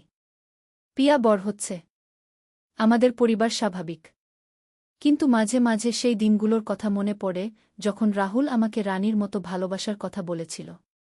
সেই ভালোবাসা ভুল ছিল, কিন্তু সুন্দর ছিল। জীবনে কত রহস্যময় ঘটনা ঘটে। কখনো কখনো আমরা এমন পরিস্থিতিতে পড়ি, যেখানে সঠিক আর ভুলের মধ্যে পার্থক্য বোঝা কঠিন হয়ে পড়ে। কিন্তু শেষ পর্যন্ত আমাদের বিবেক আর সমাজের নিয়মই আমাদের পথ দেখায়। আমার এই গল্পটি একটি অভিজ্ঞতার গল্প। এই ধরনের পরিস্থিতিতে পড়লে সবাই যেন সঠিক সিদ্ধান্ত নেয়া। ভালোবাসা সুন্দর, কিন্তু সব ভালোবাসা প্রকাশ করা যায় না। কিছু ভালোবাসা মনের মধ্যেই রাখতে হয়। কিন্তু আমার গল্প এখানেই শেষ নয়। রাহুল চলে যাওয়ার কিছুদিন পর আমার জীবনে আরও রহস্যময় ঘটনা ঘটতে শুরু করল। একদিন সকালে আমি রান্নাঘরে কাজ করছিলাম। হঠাৎ করে দরজায় কলিং বেল বাজল। দরজা খুলে দেখি একজন অপরিচিত ভদ্রলোক দাঁড়িয়ে আছেন। তিনি বললেন, আপনি কি মিতালি দাস? আমি বললাম, জি, আমি মিতালি। আপনি কে? তিনি বললেন, আমার নাম ডক্টর করিম। আমি একজন প্রাইভেট ইনভেস্টিগেটর। আপনার সাথে গুরুত্বপূর্ণ একটা কথা আছে। আমি তাকে ভেতরে আসতে দিলাম। তিনি বসে বললেন, মিতালি, আপনি কি জানেন যে রাহুল আপনার আসল ছেলে? আমি অবাক হয়ে বললাম, কি বলছেন আপনি? রাহুল তো সুমনের আগের স্ত্রীর ছেলে। ডক্টর করিম একটা ফাইল বের করে বললেন, না মিতালি, রাহুল আপনারই ছেলে। আপনার স্মৃতি হারানোর কারণে আপনি ভুলে গেছেন। আমার মাথা ঝিমঝিম করতে লাগল। আমি বললাম, এটা কি করে সম্ভব? আমার তো কোনো স্মৃতি হারানোর কথা মনে নেই। ডক্টর করিম বললেন, আপনার একটা দুর্ঘটনা হয়েছিল 19 বছর আগে। তখন রাহুলের বয়স ছিল 2 বছর। সেই দুর্ঘটনায় আপনি আংশিক স্মৃতিভ্রংশে ভুগেছিলেন। ডাক্তাররা বলেছিল যে আপনার কিছু স্মৃতি চিরতরে মুছে যেতে পারে। আমি হাঁপিয়ে উঠলাম। বললাম, তাহলে সুমন কেন আমাকে বলেনি? ডক্টর করিম বললেন, সুমন চেয়েছিল আপনি নতুন করে জীবন শুরু করুন। তাই আপনাকে বলেছিল যে রাহুল তার আগের স্ত্রীর ছেলে। কিন্তু সত্য হল, রাহুল আপনার এবং আপনার প্রথম স্বামীর ছেলে। আমার চোখে অন্ধকার দেখতে লাগল। আমি বললাম, আমার প্রথম স্বামী? আমার তো মনেই নেই। ডক্টর করিম বললেন, আপনার প্রথম স্বামীর নাম ছিল রবিন রায়। রাহুলের আসল নাম রবিন রাহুল রায়। রবিন একটা দুর্ঘটনায় মারা যান যখন রাহুলের বয়স মাত্র 1 বছর। তার কিছুদিন পরেই আপনার দুর্ঘটনা হয়। আমি কাঁপতে কাঁপতে বললাম, তাহলে রাহুল যখন বলেছিল যে সে আমাকে ভালোবাসে? ডক্টর করিম বললেন, রাহুল জানত না যে আপনি তার আসল মা। সে ভেবেছিল আপনি তার সৎমা। তাই তার মনে আপনার প্রতি ভালোবাসা জন্মেছিল। কিন্তু সেই ভালোবাসা আসলে ছিল একটা মায়ের প্রতি সন্তানের গভীর আবেগ, যা সে বুঝতে পারেনি। আমি বসে রইলাম নিশ্চুপ। এতক্ষণে বুঝলাম কেন রাহুল আমার প্রতি এতটা আকৃষ্ট ছিল। সে অবচেতন মনে জানত যে আমি তার আসল মা। ডক্টর করিম বললেন, মিতালি, আপনার স্মৃতি ফিরিয়ে আনার জন্য একটা চিকিৎসা আছে। আপনি চাইলে সেই চিকিৎসা নিতে পারেন। আমি বললাম, সুমন কি এসব জানে? ডক্টর করিম বললেন, সুমন সব জানে। তিনিই আমাকে ডেকেছেন আপনাকে সত্য বলার জন্য। সন্ধ্যায় সুমন অফিস থেকে ফিরল। আমি তাকে সব কিছু জিজ্ঞেস করলাম। সুমন মাথা নিচু করে বলল, মিতালি, আমি তোমাকে সত্য বলতে পারিনি। ভেবেছিলাম তুমি খুশি থাকবে। আমি বললাম, কিন্তু রাহুল তো আমার আসল ছেলে। তুমি কেন তাকে বিভ্রান্ত হতে দিলে? সুমন বলল, আমি জানতাম না যে রাহুল তোমার প্রতি এমন অনুভূতি রাখে। আমি ভেবেছিলাম সে তোমাকে মা হিসেবেই ভালোবাসে। আমি রাগে কাঁপতে কাঁপতে বললাম, তুমি আমার থেকে আমার নিজের ছেলেকে লুকিয়ে রেখেছ। তুমি আমার স্মৃতির সুযোগ নিয়েছ। সেদিন রাতে আমি রাহুলকে ফোন করলাম। কিন্তু তার ফোন বন্ধ। পরের দিন সকালে আবার ফোন করলাম। এবার ফোন ধরল। আমি বললাম, রাহুল, তুই কোথায়? রাহুল বলল, মা, আমি ঢাকার বাইরে একটা চাকরি নিয়েছি। কেন, কি হয়েছে? আমি কাঁদতে কাঁদতে বললাম, রাহুল, তুই আমার আসল ছেলে। আমি তোর সৎমা নই। ফোনের উপাস থেকে নীরবতা। তারপর রাহুল বলল, কি বলছো মা? আমি সব কিছু খুলে বললাম। রাহুল শুনে কিছুক্ষণ চুপ থাকল। তারপর বলল, মা, তাহলে আমি যা ভেবেছিলাম সেটা ভুল ছিল। আমি বললাম, হ্যাঁ বাবা, তুই আমার আসল ছেলে। তোর বাবার নাম ছিল রবিন। সে মারা যাওয়ার পর আমি তোকে নিয়ে খুব কষ্টে ছিলাম। তারপর দুর্ঘটনায় আমার স্মৃতি চলে গেল। রাহুল বলল, মা, আমার খুব লজ্জা হচ্ছে।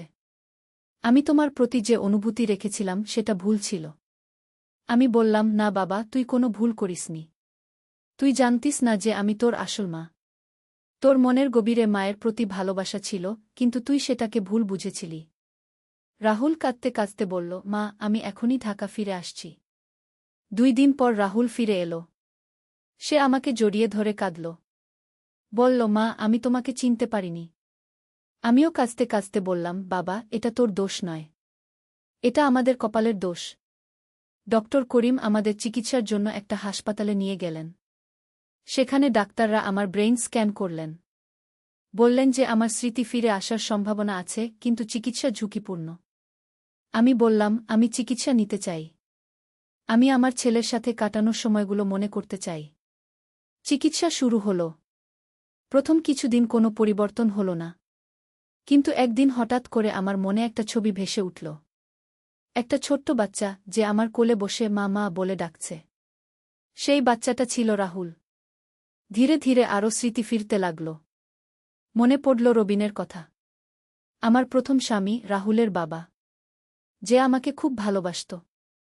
যে একটা দুর্ঘটনায় মারা গিয়েছিল। মনে পড়ল রাহুলের ছোটবেলার কথা। কিভাবে সে প্রথম হাঁটতে শিখেছিল। কিভাবে প্রথম মা বলেছিল। কিভাবে আমার কোলে ঘুমিয়ে পড়ত। যত স্মৃতি ফিরছিল তত আমার হৃদয় ভরে যাচ্ছিল। আমি বুঝতে পারছিলাম যে রাহুল সত্যিই আমার আসল ছেলে। একদিন রাহুলের সাথে বসে তার ছোটবেলার অ্যালবাম দেখছিলাম। হঠাৎ একটা ছবি দেখে আমার সব স্মৃতি ফিরে এলো। সেই ছবিতে আমি রাহুলকে কোলে নিয়ে দাঁড়িয়ে আছি। রবিন আমাদের দুজনকে জড়িয়ে ধরে আছে। আমি কাঁদতে শুরু করলাম। রাহুল ভয় পেয়ে বলল, মা, কি হয়েছে? আমি তাকে জড়িয়ে ধরে বললাম, বাবা, আমার সব মনে পড়েছে। তুই আমার রাহুল। আমার সোনার ছেলে। রাহুলও কেঁদে ফেলল। বলল, মা, আমি তোমাকে কতটা কষ্ট দিয়েছি। আমি বললাম, না বাবা, তুই আমাকে কোনো কষ্ট দিসনি। তুই শুধু তোর মাকে ভালোবেসেছিস, কিন্তু চিনতে পারিসনি। সেদিন থেকে আমাদের পরিবারে নতুন এক খুশির আবহ তৈরি হল। রাহুল আর আমার মধ্যে আসল মা ছেলের সম্পর্ক গড়ে উঠল। সে আমাকে আর ভুল চোখে দেখে না। আমিও তাকে আমার আসল ছেলে হিসেবে ভালোবাসি। পিয়া খুব খুশি হল জেনে যে রাহুল তার আসল দাদা। সুমন একটু লজ্জিত, কিন্তু সে স্বীকার করেছে যে তার উচিত ছিল আমাকে আগেই সত্য বলা। এখন আমরা সবাই একসাথে থাকি। রাহুল তার চাকরি ছেড়ে দিয়ে ঢাকায় ফিরে এসেছে। সে একটা ভালো চাকরি পেয়েছে। শীঘ্রই বিয়েও করবে। আমার এই গল্পটি একটি অদ্ভুত রহস্যের গল্প।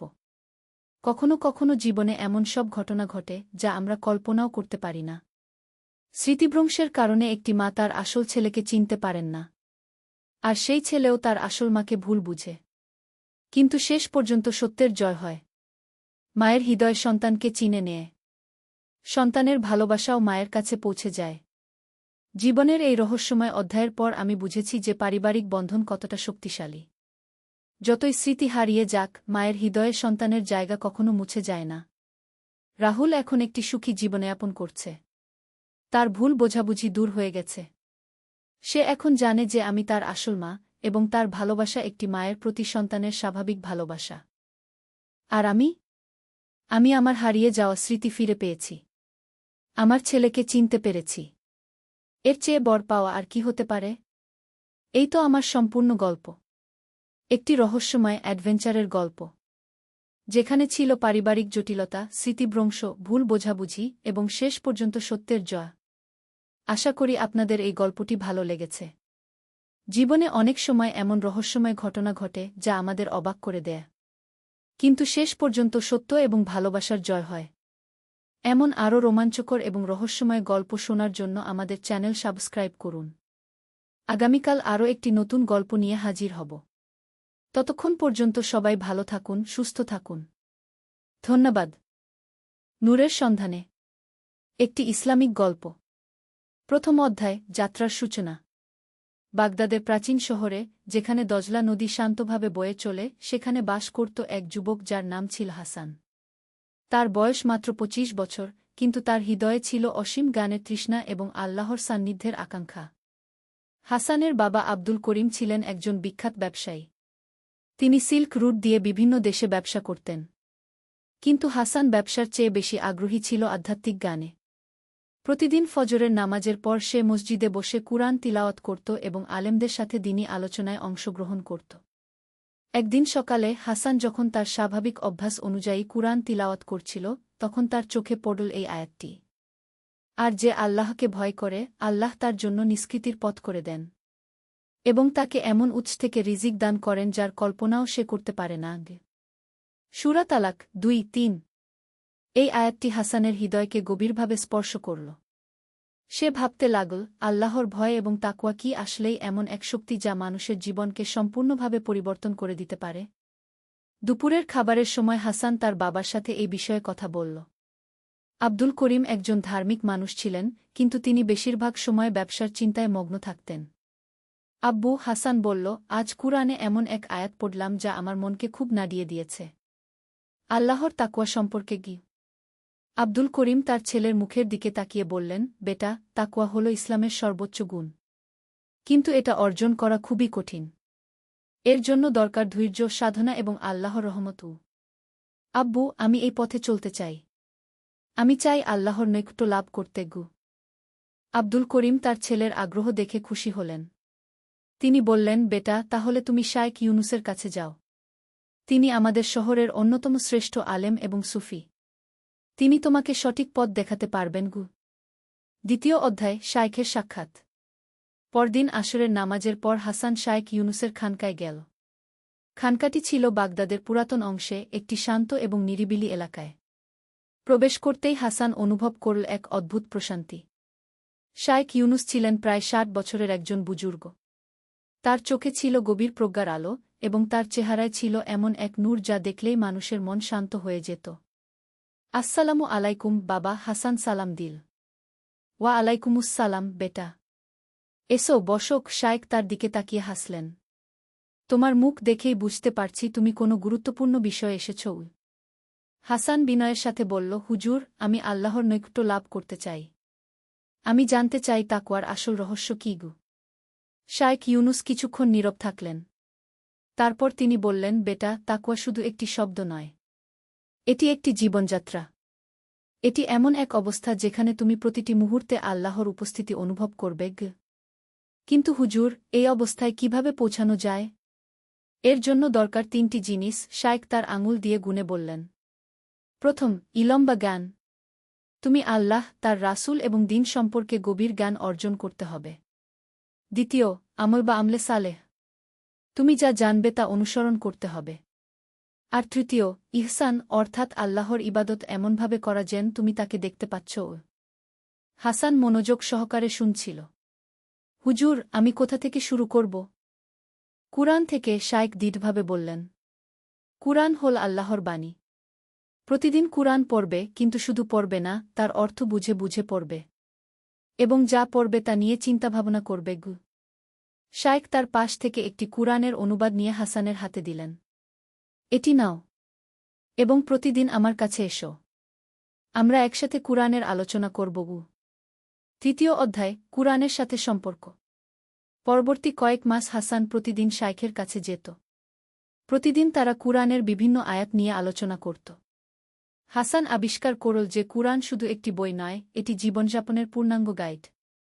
একদিন তারা সূরা বাকারার এই আয়াতটি নিয়ে আলোচনা করছিল।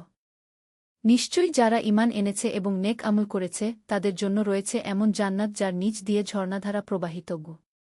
সূরা বাকারা ২৫। হুজুর, হাসান জিজ্ঞেস করল, এখানে ঈমান এবং নেক আমল দুটোই উল্লেখ করা হয়েছে। এর তাৎপর্য কি? শায়েখ ইউনুস হাসলেন। চমৎকার প্রশ্ন। দেখ বেটা, ঈমান হল ভিত্তি আর আমল হল ভবন। ভিত্তি ছাড়া ভবন দাঁড়ায় না, আবার ভবন ছাড়া ভিত্তিরও কোনো অর্থ নেই। কিন্তু হুজুর, আমি দেখি অনেক মানুষ নামাজ পড়ে, রোজা রাখে, কিন্তু তাদের আচরণে তেমন পরিবর্তন নেই। এটাই হলো আসল সমস্যা। শায়েখ গম্ভীর হলেন।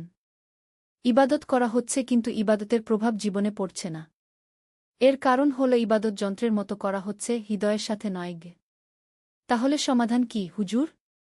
সমাধান হল মুরাকাবা, আত্মসমালোচনা এবং আত্মশুদ্ধি। প্রতিটি ইবাদতের পর নিজেকে প্রশ্ন করতে হবে, এই ইবাদত কি আমাকে আল্লাহর কাছে নিয়ে গেল? আমার চরিত্রের কোনো উন্নতি হল কি?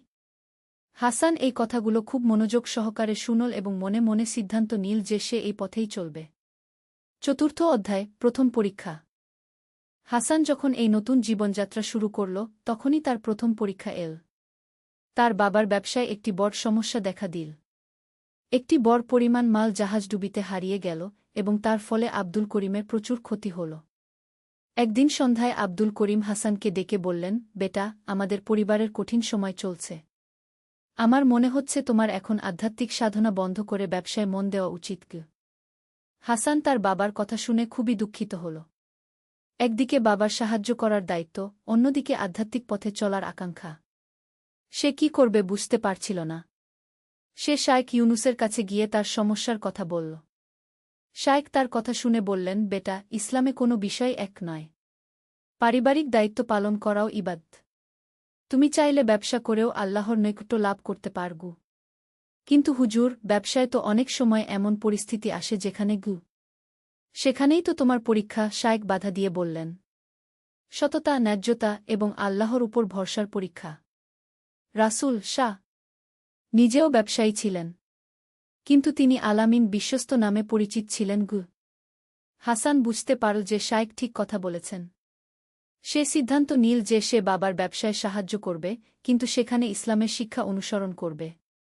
পঞ্চম অধ্যায়, ব্যবসায়িক জীবনে আধ্যাত্মিকতা। হাসান তার বাবার ব্যবসায় যোগ দিল। কিন্তু সে শায়েখের শিক্ষা অনুসরণ করে সব কাজ করতে লাগল। সে কখনো মিথ্যা বলত না, কখনো কারো সাথে প্রতারণা করত না, এবং সর্বদা ন্যায্য মূল্য নিত। প্রথমে অন্যান্য ব্যবসায়ীরা তাকে নিয়ে হাসাহাসি করত। তারা বলত, এভাবে ব্যবসা করলে তো দেউলিয়া হয়ে যাবে। কিন্তু হাসান কুরআনের এই আয়াত স্মরণ করত। আর যে আল্লাহকে ভয় করে, আল্লাহ তার জন্য নিষ্কৃতির পথ করে দেন। ধীরে ধীরে হাসানের সততার কারণে তার ব্যবসা বাড়তে লাগল। মানুষ তার কাছে আসতে পছন্দ করত, কারণ তারা জানত যে হাসান কখনো তাদের সাথে প্রতারণা করবে না। একদিন একজন বয়স্ক ব্যক্তি হাসানের দোকানে এলেন। তার কাছে বিক্রি করার জন্য কিছু মূল্যবান মুক্তা ছিল। লোকটি মুক্তাগুলোর সঠিক দাম জানত না এবং খুব কম দামে বিক্রি করতে চাইছিল। হাসান বুঝতে পারল যে মুক্তাগুলো অনেক বেশি দামের। সে চাইলে কম দামে কিনে নিয়ে অনেক লাভ করতে পারত। কিন্তু সে তা করল না। চাচা, হাসান বলল, আপনার মুক্তাগুলো অনেক দামি। এগুলোর সঠিক দাম এই কি? এবং সে সঠিক দাম বলল। বয়স্ক ব্যক্তি অবাক হয়ে বললেন, বেটা, তুমি আমাকে সঠিক দাম বলে দিলে কেন? তুমি তো কম দামে কিনতে পারতে গু। হাসান উত্তর দিল, চাচা, আমি মুসলমান। আমার ধর্ম আমাকে ন্যায্যতার শিক্ষা দিয়েছে গু। এই ঘটনা বাজারে ছড়িয়ে পড়ল এবং হাসানের সুনাম আরও বৃদ্ধি পেল। ষষ্ঠ অধ্যায়, দাতব্য কাজ এবং সমাজসেবা।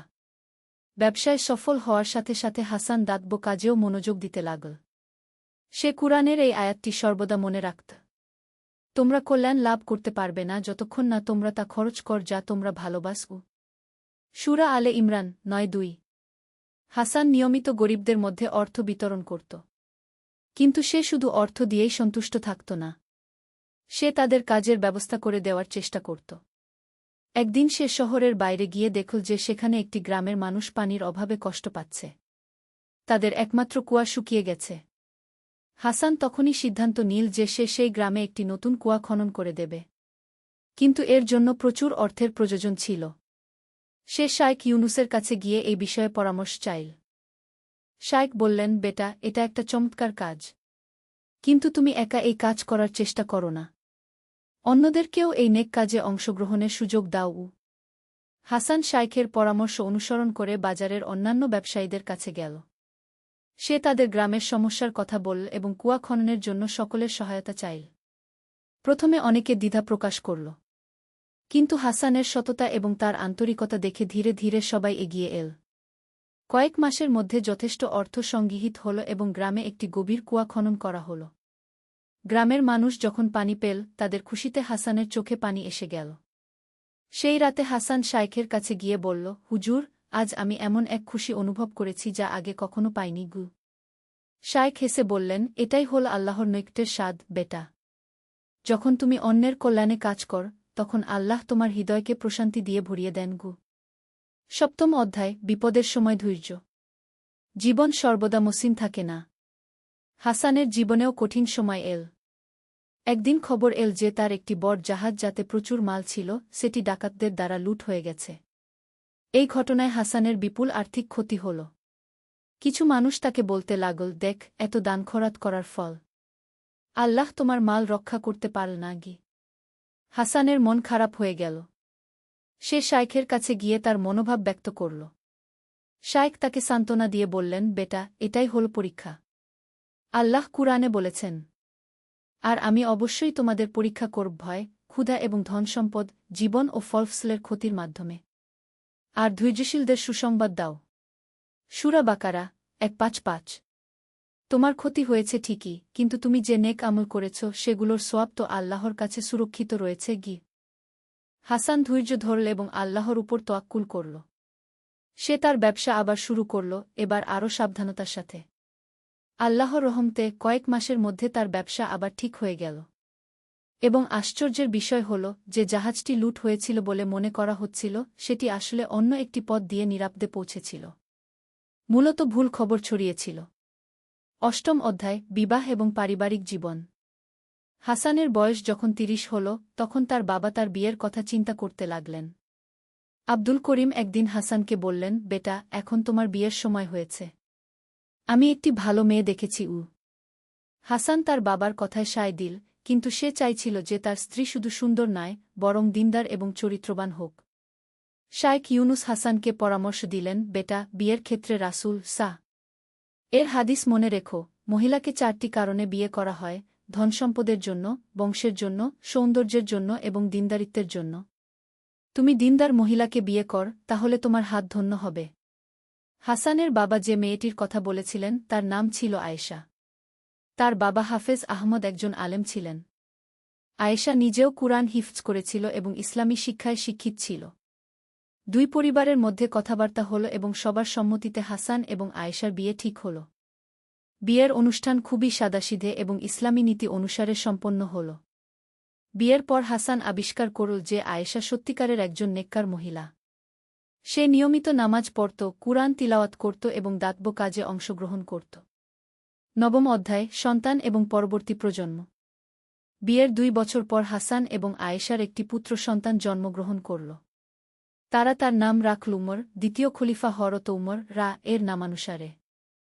শিশু উমরের জন্ম হাসানের জীবনে নতুন দায়িত্বের সংযোজন করল। সে এখন শুধু নিজের এবং স্ত্রীর জন্যই নয়, বরং তার সন্তানের ভবিষ্যতের জন্যও চিন্তা করতে লাগল। একদিন হাসান শাইখ ইউনুসের কাছে গিয়ে বলল, হুজুর, আমি চাই আমার সন্তান একজন ভালো মুসলমান হয়ে বড় হোক। কিন্তু আমি জানি না কিভাবে তাকে সঠিক শিক্ষা দেবগু। শাইখ উত্তর দিলেন, বেটা, সন্তানের শিক্ষার সবচেয়ে বড় মাধ্যম হল বাবা মায়ের আচরণ। তুমি যেভাবে চলো তোমার সন্তান সেই পথেই চলবে। তুমি যদি নামাজি হও সে নামাজি হবে। তুমি যদি সৎ হও সে সৎ হবে গু। হাসান এই কথায় উৎসাহিত হয়ে আরও বেশি দিনী কাজে মনোযোগ দিতে লাগল।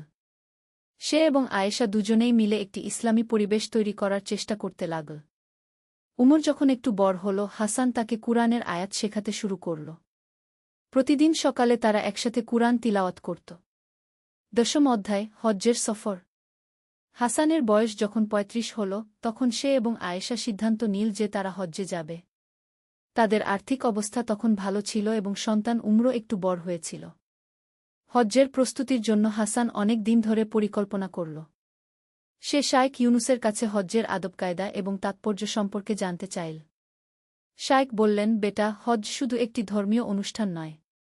এটি আত্মার পরিশুদ্ধির একটি মাধ্যম। যখন তুমি কাবা শরীফ দেখবে, তখন মনে হবে যেন তুমি আল্লাহর ঘরে এসেছ। সেই অনুভূতি তোমার সারা জীবনের জন্য হৃদয়ে থেকে যাবে গু। হজ্জের সফরে রওয়ানা হওয়ার আগে হাসান তার সব পাওনাদারদের হক আদায় করল এবং যাদের কাছে তার কোনো পাওনা ছিল, তাদেরও ক্ষমা করে দিল। সে চাইছিল সম্পূর্ণ পরিচ্ছন্ন হৃদয় নিয়ে আল্লাহর ঘরে যেতে। মক্কা শরীফে পৌঁছানোর পর যখন হাসান প্রথমবার কাবা শরীফ দেখল, তার চোখ দিয়ে অঝোর ধারায় অশ্রু বইতে লাগল। সে মনে মনে বলল, ইয়া আল্লাহ, আমি তোমার নাচিস বান্দা। তুমি আমাকে তোমার ঘরে ডেকে নিয়েছ। আমার সব গুনাহ মাফ করে দাও।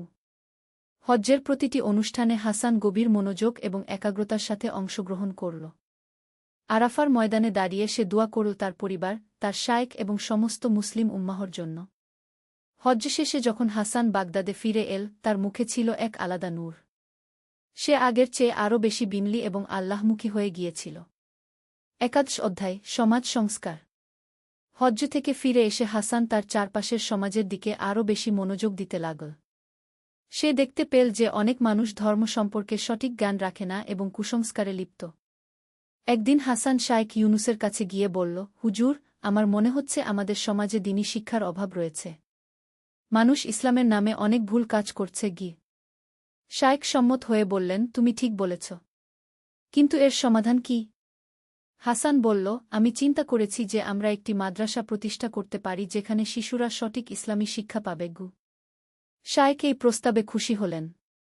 চমৎকার ভাবনা। কিন্তু মাদ্রাসার পাশাপাশি বয়স্কদের জন্য শিক্ষার ব্যবস্থা করতে হবে গ। হাসান এবং তার কয়েকজন বন্ধু মিলে একটি মাদ্রাসা প্রতিষ্ঠা করল। সেখানে শুধু ধর্মীয় শিক্ষা নয়, বরং সাধারণ শিক্ষাও দেওয়া হতো। তারা চেয়েছিল যে ছাত্ররা ধার্মিক হওয়ার পাশাপাশি জ্ঞানী এবং দক্ষ হয়ে উঠুক। প্রতি শুক্রবার জুমার নামাজের পর হাসান মসজিদে একটি আলোচনা সভার আয়োজন করত। সেখানে তিনি কুরআন হাদিসের আলোকে জীবনের বিভিন্ন সমস্যার সমাধান নিয়ে কথা বলতেন। ধীরে ধীরে এই কার্যক্রমের প্রভাব পুরো এলাকায় পড়তে লাগল। মানুষ আরও সচেতন হয়ে উঠল এবং তাদের আচারাচরণে ইতিবাচক পরিবর্তন এল। 12 অধ্যায়, জ্ঞানের অন্বেষণ। হাসান বুঝতে পারল যে শুধু ব্যবসা এবং দাতব্য কাজই যথেষ্ট নয়, তাকে আরও গভীর ইসলামী জ্ঞান অর্জন করতে হবে। সে শাইখ ইউনুসের কাছে এই বিষয়ে কথা বলল। শাইখ বললেন, বেটা, জ্ঞানের কোনো শেষ নেই। রাসূল শাহ বলেছেন, দোলনা থেকে কবর পর্যন্ত জ্ঞান অন্বেষণ কর। তুমি যদি সত্যিই জ্ঞান অর্জন করতে চাও, তাহলে তোমাকে অন্য আলেমদের কাছেও যেতে হবে গু। হাসান তখন বাগদাদের বিভিন্ন বিখ্যাত আলেমদের কাছে যেতে শুরু করল। সে তাফসির, হাদিস, ফিকহ এবং আকিদা বিষয়ে গভীর অধ্যয়ন করতে লাগল। একদিন হাসান ইমাম গাজ্জালি এর বিখ্যাত বই ইহিজাউ উলুমিদ্দিন পড়ছিল। এই বইয়ে আধ্যাত্মিকতা এবং আত্মশুদ্ধির বিষয়ে বিস্তারিত আলোচনা ছিল। বইটি পড়তে পড়তে হাসান বুঝতে পারল যে সে এখনও আধ্যাত্মিকতার প্রাথমিক পর্যায়ে রয়েছে। তার আরও অনেক পথ পাড়ি দিতে হবে। সে শাইখের কাছে গিয়ে বলল, হুজুর, আমি ইমাম গাজ্জালির বই পড়ে বুঝতে পারলাম যে আমি এখনও অনেক পিছিয়ে আছি। শায়েখ হেসে বললেন, এটাই হলো আসল জ্ঞানের লক্ষণ বেটা। যত বেশি তুমি জানবে তত বেশি বুঝবে যে তুমি কত কম জান।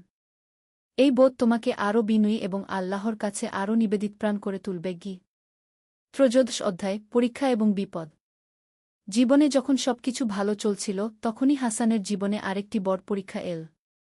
তার প্রিয় শায়েখ ইউনুস গুরুতর অসুস্থ হয়ে পড়লেন। হাসান প্রতিদিন শায়েখের সেবা করতে যেত। একদিন শায়েখ তাকে কাছে ডেকে বললেন, বেটা, আমার সময় শেষ হয়ে আসছে। আমি তোমাকে কিছু কথা বলে যেতে চাই। হাসানের চোখে পানি এসে গেল। হুজুর, এসব কথা বলবেন না। আল্লাহ আপনাকে সুস্থ করে দেবেন। বেটা, শায়েখ দুর্বল গলায় বললেন, মৃত্যু সবার জন্যই নির্ধারিত। কিন্তু মৃত্যুর পর কি থাকে সেটাই আসল। তুমি যে পথে চলেছ সেই পথেই চলতে থাকবে। মানুষের সেবা করবে, দ্বীনের প্রচার করবে এবং সর্বদা আল্লাহকে ভয় করে চলবে। কয়েকদিন পর শায়েখ ইউনুস ইন্তেকাল করলেন। তার জানাজায় হাজার হাজার মানুষ অংশগ্রহণ করল। হাসান বুঝতে পারল যে তিনি কত বড় একজন মানুষ ছিলেন। শায়েখের মৃত্যুর পর হাসান খুব দুঃখিত হয়ে পড়ল। সে অনুভব করল যেন তার জীবনের একটি অংশ চলে গেছে। চতুর্দশ অধ্যায়, নেতৃত্বের দায়িত্ব। শায়েখ ইউনুসের মৃত্যুর পর এলাকার মানুষ হাসানের কাছে আসতে শুরু করল। তারা তাদের বিভিন্ন সমস্যার সমাধান চাইত এবং দ্বীনী বিষয়ে পরামর্শ নিত। হাসান প্রথমে এই দায়িত্ব নিতে দ্বিধা করল। কিন্তু পরে সে বুঝল যে এটা আল্লাহর পক্ষ থেকে তার উপর অর্পিত একটি দায়িত্ব। সে শায়েখের খানকা নিজের তত্ত্বাবধানে নিল এবং সেখানে দ্বীনী শিক্ষা এবং আধ্যাত্মিক সাধনার কার্যক্রম চালু রাখল। হাসান দেখল যে সমাজে অনেক সমস্যা রয়েছে। দরিদ্রতা, অশিক্ষা, কুসংস্কার এবং নৈতিক অবক্ষয়। সে এগুলোর সমাধানের জন্য একটি সামগ্রিক পরিকল্পনা করল। প্রথমে সে গরিব পরিবারের শিশুদের জন্য বিনামূল্যে শিক্ষার ব্যবস্থা করল। দ্বিতীয়ত, প্রাপ্তবয়স্কদের জন্য বিভিন্ন দক্ষতা উন্নয়নের কোর্স চালু করল। তৃতীয়ত, স্বাস্থ্যসেবার জন্য একটি চিকিৎসা কেন্দ্র প্রতিষ্ঠা করল। পঞ্চদশ অধ্যায়, পরিবারের সাথে সময়। এত ব্যস্ততার মধ্যেও হাসান তার পরিবারের জন্য সময় বের করত। তার ছেলে উমর তখন 10 বছরের হয়েছিল এবং সে একজন মেধাবী এবং ধার্মিক শিশু হিসেবে বেড়ে উঠছিল। হাসান প্রতিদিন সন্ধ্যায় উমরের সাথে বসে কুরআন হাদিসের আলোচনা করত। সে চাইত উমর শুধু বই পড়ে জ্ঞান অর্জন না করে বরং বাস্তব জীবনে তা প্রয়োগ করতে শিখুক। একদিন উমর তার বাবাকে প্রশ্ন করল, আব্বু, আপনি এত কাজ করেন কেন? আমাদের তো অনেক টাকা আছে। আপনি চাইলে আরাম করে থাকতে পারতেন। হাসান তার ছেলের দিকে তাকিয়ে বলল, বেটা, আল্লাহ আমাদের যে সামর্থ্য দিয়েছেন তা শুধু আমাদের ভোগের জন্য নয়। এটা একটা আমানত। আমাদের দায়িত্ব হল এই আমানত সঠিকভাবে ব্যবহার করা। কিন্তু আব্বু, অন্যরা কেন এভাবে কাজ করে না? সবার সামর্থ্য এক নয় বেটা। যার যত সামর্থ্য সে ততটা দায়িত্ব পালন করবে। আর মনে রেখো, যত বেশি দেওয়া হয়েছে তত বেশি জবাবদিহি করতে হবে। উমর তার বাবার কথায় অনুপ্রাণিত হল এবং সেও তার সাধ্যমতো সামাজিক কাজে অংশ নিতে শুরু করল। ষোড়শ অধ্যায়, আন্তর্জাতিক যোগাযোগ। হাসানের কাজের খবর বাগদাদের বাইরেও ছড়িয়ে পড়ল। বিভিন্ন শহর থেকে আলেম এবং সমাজসেবীরা তার সাথে দেখা করতে আসতে লাগল। একদিন দামেস্ক থেকে একজন বিখ্যাত আলেম হাসানের কাছে এলেন। তার নাম ছিল শায়েখ আব্দুর রহমান। তিনি হাসানের কাজ দেখে খুবই প্রভাবিত হলেন। ভাই হাসান, তিনি বললেন, আল্লাহ তোমাকে অনেক তৌফিক দিয়েছেন। কিন্তু আমি মনে করি তোমার এই কাজ শুধু বাগদাদেই সীমাবদ্ধ রাখা উচিত নয়। এটা আরও বিস্তৃত করা দরকার। হাসান আগ্রহের সাথে জিজ্ঞেস করল, কিভাবে? আমরা একটি নেটওয়ার্ক তৈরি করতে পারি, শায়েখ আব্দুর রহমান বললেন। বিভিন্ন শহরের আলেম এবং সমাজসেবীদের মধ্যে যোগাযোগ রক্ষা করে আমরা আরও বড় পরিসরে কাজ করতে পারি। এই ধারণা হাসানের খুব ভালো লাগল। তারা একসাথে মিলে একটি পরিকল্পনা তৈরি করল। পরবর্তী কয়েক বছরে এই নেটওয়ার্ক অনেক বিস্তৃত হল। বিভিন্ন শহরে শিক্ষা প্রতিষ্ঠান, স্বাস্থ্যসেবা কেন্দ্র এবং দাতব্য প্রতিষ্ঠান গড়ে উঠল। সপ্তদশ অধ্যায়, জীবনের শেষ পর্যায়ে। হাসানের বয়স যখন 50 পেরিয়ে গেল তখন সে আরও বেশি আত্মসমালোচনা এবং আখিরাতের চিন্তা করতে লাগল। সে প্রতিদিন বেশি বেশি ইবাদত করত এবং আল্লাহর কাছে তাওবা করত। একদিন সে তার ছেলে উমরকে, যে তখন 25 বছরের যুবক হয়েছিল, ডেকে বলল, বেটা, এখন তুমি আমার কাজের দায়িত্ব নিতে পার। আমি চাই তুমি যোগ্যতার সাথে এই দায়িত্ব পালন করগু। উমর বলল, আব্বু, আমি এখনও তৈরি নই। আমার আরও শেখার দরকার। তোমার যথেষ্ট প্রস্তুতি হয়েছে, হাসান বলল। এবং মনে রেখো, কাজ করতে করতেই শেখা হয়। তবে সব সময় নিয়ত পরিশুদ্ধ রাখবে এবং আল্লাহর সাহায্য চাইবে গু। হাসান ধীরে ধীরে তার কাজকর্মের দায়িত্ব উমর এবং অন্যান্য যোগ্য ব্যক্তিদের হাতে ছেড়ে দিতে লাগল। সে নিজে বেশি সময় ইবাদত এবং আধ্যাত্মিক সাধনায় কাটাতে লাগল। অষ্টাদশ অধ্যায়, জীবনের উপসংহার। হাসানের বয়স যখন ৫৫ হল, তখন একদিন রাতে সে একটি স্বপ্ন দেখল। স্বপনে সে দেখল যে তার প্রিয় শায়খ ইউনুস তার কাছে এসে বলছেন, বেটা, তুমি তোমার কাজ সম্পন্ন করেছ। এখন আল্লাহর সাক্ষাতের জন্য প্রস্তুত হওই। স্বপ্ন থেকে জেগে উঠে হাসান বুঝল যে তার সময় শেষ হয়ে আসছে। সে তার সব কাজকর্ম গুছিয়ে নিল এবং পরিবার ও বন্ধুদের কাছে বিদায় নিল। কয়েক মাস পর হাসান অসুস্থ হয়ে পড়ল। কিন্তু তার চেহারায় ছিল গভীর প্রশান্তি। সে জানত যে সে তার জীবন আল্লাহর সন্তুষ্টির জন্য কাটিয়েছে। মৃত্যুর কয়েকদিন আগে হাসান তার ছেলে উমরকে কাছে ডেকে বলল, বেটা, আমি তোমাকে আল্লাহর রহমতের অসীম সাগর। প্রথম অধ্যায়, হারিয়ে যাওয়া আলো। বাগদাদের এক প্রান্তে তিগ্রিস নদীর তীরে একটি ছোট্ট গ্রাম ছিল। গ্রামের নাম ছিল নুরানপুর, আলোর শহর। কিন্তু বিধিবাম, সেই আলোর শহরেই বাস করত এক যুবক, যার অন্তরে কোনো আলো ছিল না। তার নাম ছিল হারিস ইবনে উমর। হারিস ছিল একজন দক্ষ কারিগর। তার হাতের কাজ দেখে মানুষ মুগ্ধ হয়ে যেত। কিন্তু তার হৃদয় ছিল পাথরের মতো কঠিন। সে আল্লাহকে বিশ্বাস করত না। নামাজ, রোজা, হজ্জ এসব তার কাছে অর্থহীন মনে হতো। সে মনে করত মানুষের ভাগ্য তার নিজের হাতেই নির্ধারিত হয়, আল্লাহ নামে কোনো শক্তির প্রয়োজন নেই। হারিসের বাবা আবু বকর ছিলেন একজন নেককার মুসলিম। তিনি দিনরাত তার ছেলের হেদায়েতের জন্য দোয়া করতেন। মা ফাতিমাও রাত জেগে কান্নাকাটি করতেন। কিন্তু হারিসের মন যেন পাথরের চেয়েও শক্ত হয়ে গিয়েছিল। একদিন সকালে হারিস তার কর্মশালায় বসে একটি সুন্দর কাঠের সিন্দুক তৈরি করছিল। তার কাজের নিপুণতা দেখে সবাই মুগ্ধ হয়ে যেত। ঠিক সেই মুহূর্তে তার কর্মশালায় এলেন শেখ আহমদ, গ্রামের প্রধান ইমাম। তিনি ছিলেন অত্যন্ত জ্ঞানী এবং ধার্মিক একজন মানুষ। আসসালামু আলাইকুম, হারিস কি শেখ আহমদ সালাম দিলেন। হারিস মাথা তুলে তাকাল, কিন্তু সালামের জবাব দিল না। কি চান শেখ সাহেব? তোমার কাজ দেখে আসলাম। সত্যিই অসাধারণ। আল্লাহ তোমাকে কত সুন্দর হাত দিয়েছেন। আল্লাহর কি আর অভাব আছে? এসব আমার নিজের মেধা আর পরিশ্রমের ফল, হারিস ঠান্ডা গলায় বলল। শেখ আহমদ দীর্ঘশ্বাস ফেললেন। হারিস, তুমি কি কখনো ভেবে দেখেছ এই হাত তুমি কোথায় পেলে? এই চোখ, এই মস্তিষ্ক? সবকিছু তো আল্লাহর দান। দেখুন শেখ সাহেব, আপনি আপনার ধর্মকর্ম নিয়ে থাকুন। আমাকে বোঝানোর চেষ্টা করবেন না। আমি কারো সাহায্য ছাড়াই এতদূর এসেছি। হারিস একটু রুট স্বরেই বলল। শেখ আহমদ চুপ থাকলেন কিছুক্ষণ। তারপর বললেন, আল্লাহ তোমার হৃদয়ে হেদায়েতের নূর দান করুন। আর একটা কথা মনে রেখো হারিস, গর্ভপতনের পূর্বে আসে। শেখ আহমদ চলে গেলেন। হারিস তার কাজে মন দিল। কিন্তু শেখের শেষ কথাটা তার মনে গেঁথে গেল। দুপুরের পর হারিস বাজারে গেল কিছু কাঠ কিনতে। পথে সে দেখল এক বৃদ্ধ ভিক্ষুক ক্ষুধায় কাতর হয়ে পড়ে আছে। লোকজন তাকে এড়িয়ে চলেছে। ক্ষুধার নামে একটু খাবার দিন বাবা। ৩ দিন কিছু খায়নি। বৃদ্ধ কাকুতি মিনতি করছিল। হারিস তাডাল। তার পকেটে কিছু দিরহাম ছিল। একটু ভাবল, তারপর বৃদ্ধের দিকে একটি দিরহাম ছুড়ে দিয়ে বলল, নাও, কিন্তু খোদার নাম করো না। এটা আমার দয়া। বৃদ্ধ অভুক্ত হাতে দিরহামটি তুলে নিল। আল্লাহ আপনার মঙ্গল করুন বাবা। বললাম না খোদার নাম করতে, হারিস বিরক্ত হয়ে বলল। বৃদ্ধ চুপ হয়ে গেল। তার চোখে কষ্টের ছায়া পড়ল। হারিস বাজার থেকে কাঠ কিনে বাড়ি ফিরল। সন্ধ্যায় মা খাবার ডাকল।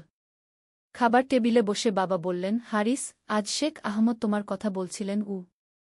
কি বলেছেন? হারিস প্রশ্ন করল। বলেছেন তুমি খুবই মেধাবী ছেলে, কিন্তু ঈমানের অভাবে তুমি পথভ্রষ্ট হয়ে গেছ। তিনি বলেছেন তোমার জন্য তিনি বিশেষ দোয়া করেন। হারিস হাসল। শেখ সাহেবের দোয়ায় কি আর হয়? আমি আমার মতোই ভালো আছি। হারিস, তুমি জানো না দোয়ার কত বড় শক্তি, মা ফাতিমা বললেন। আল্লাহর কাছে কিছুই অসম্ভব নয়।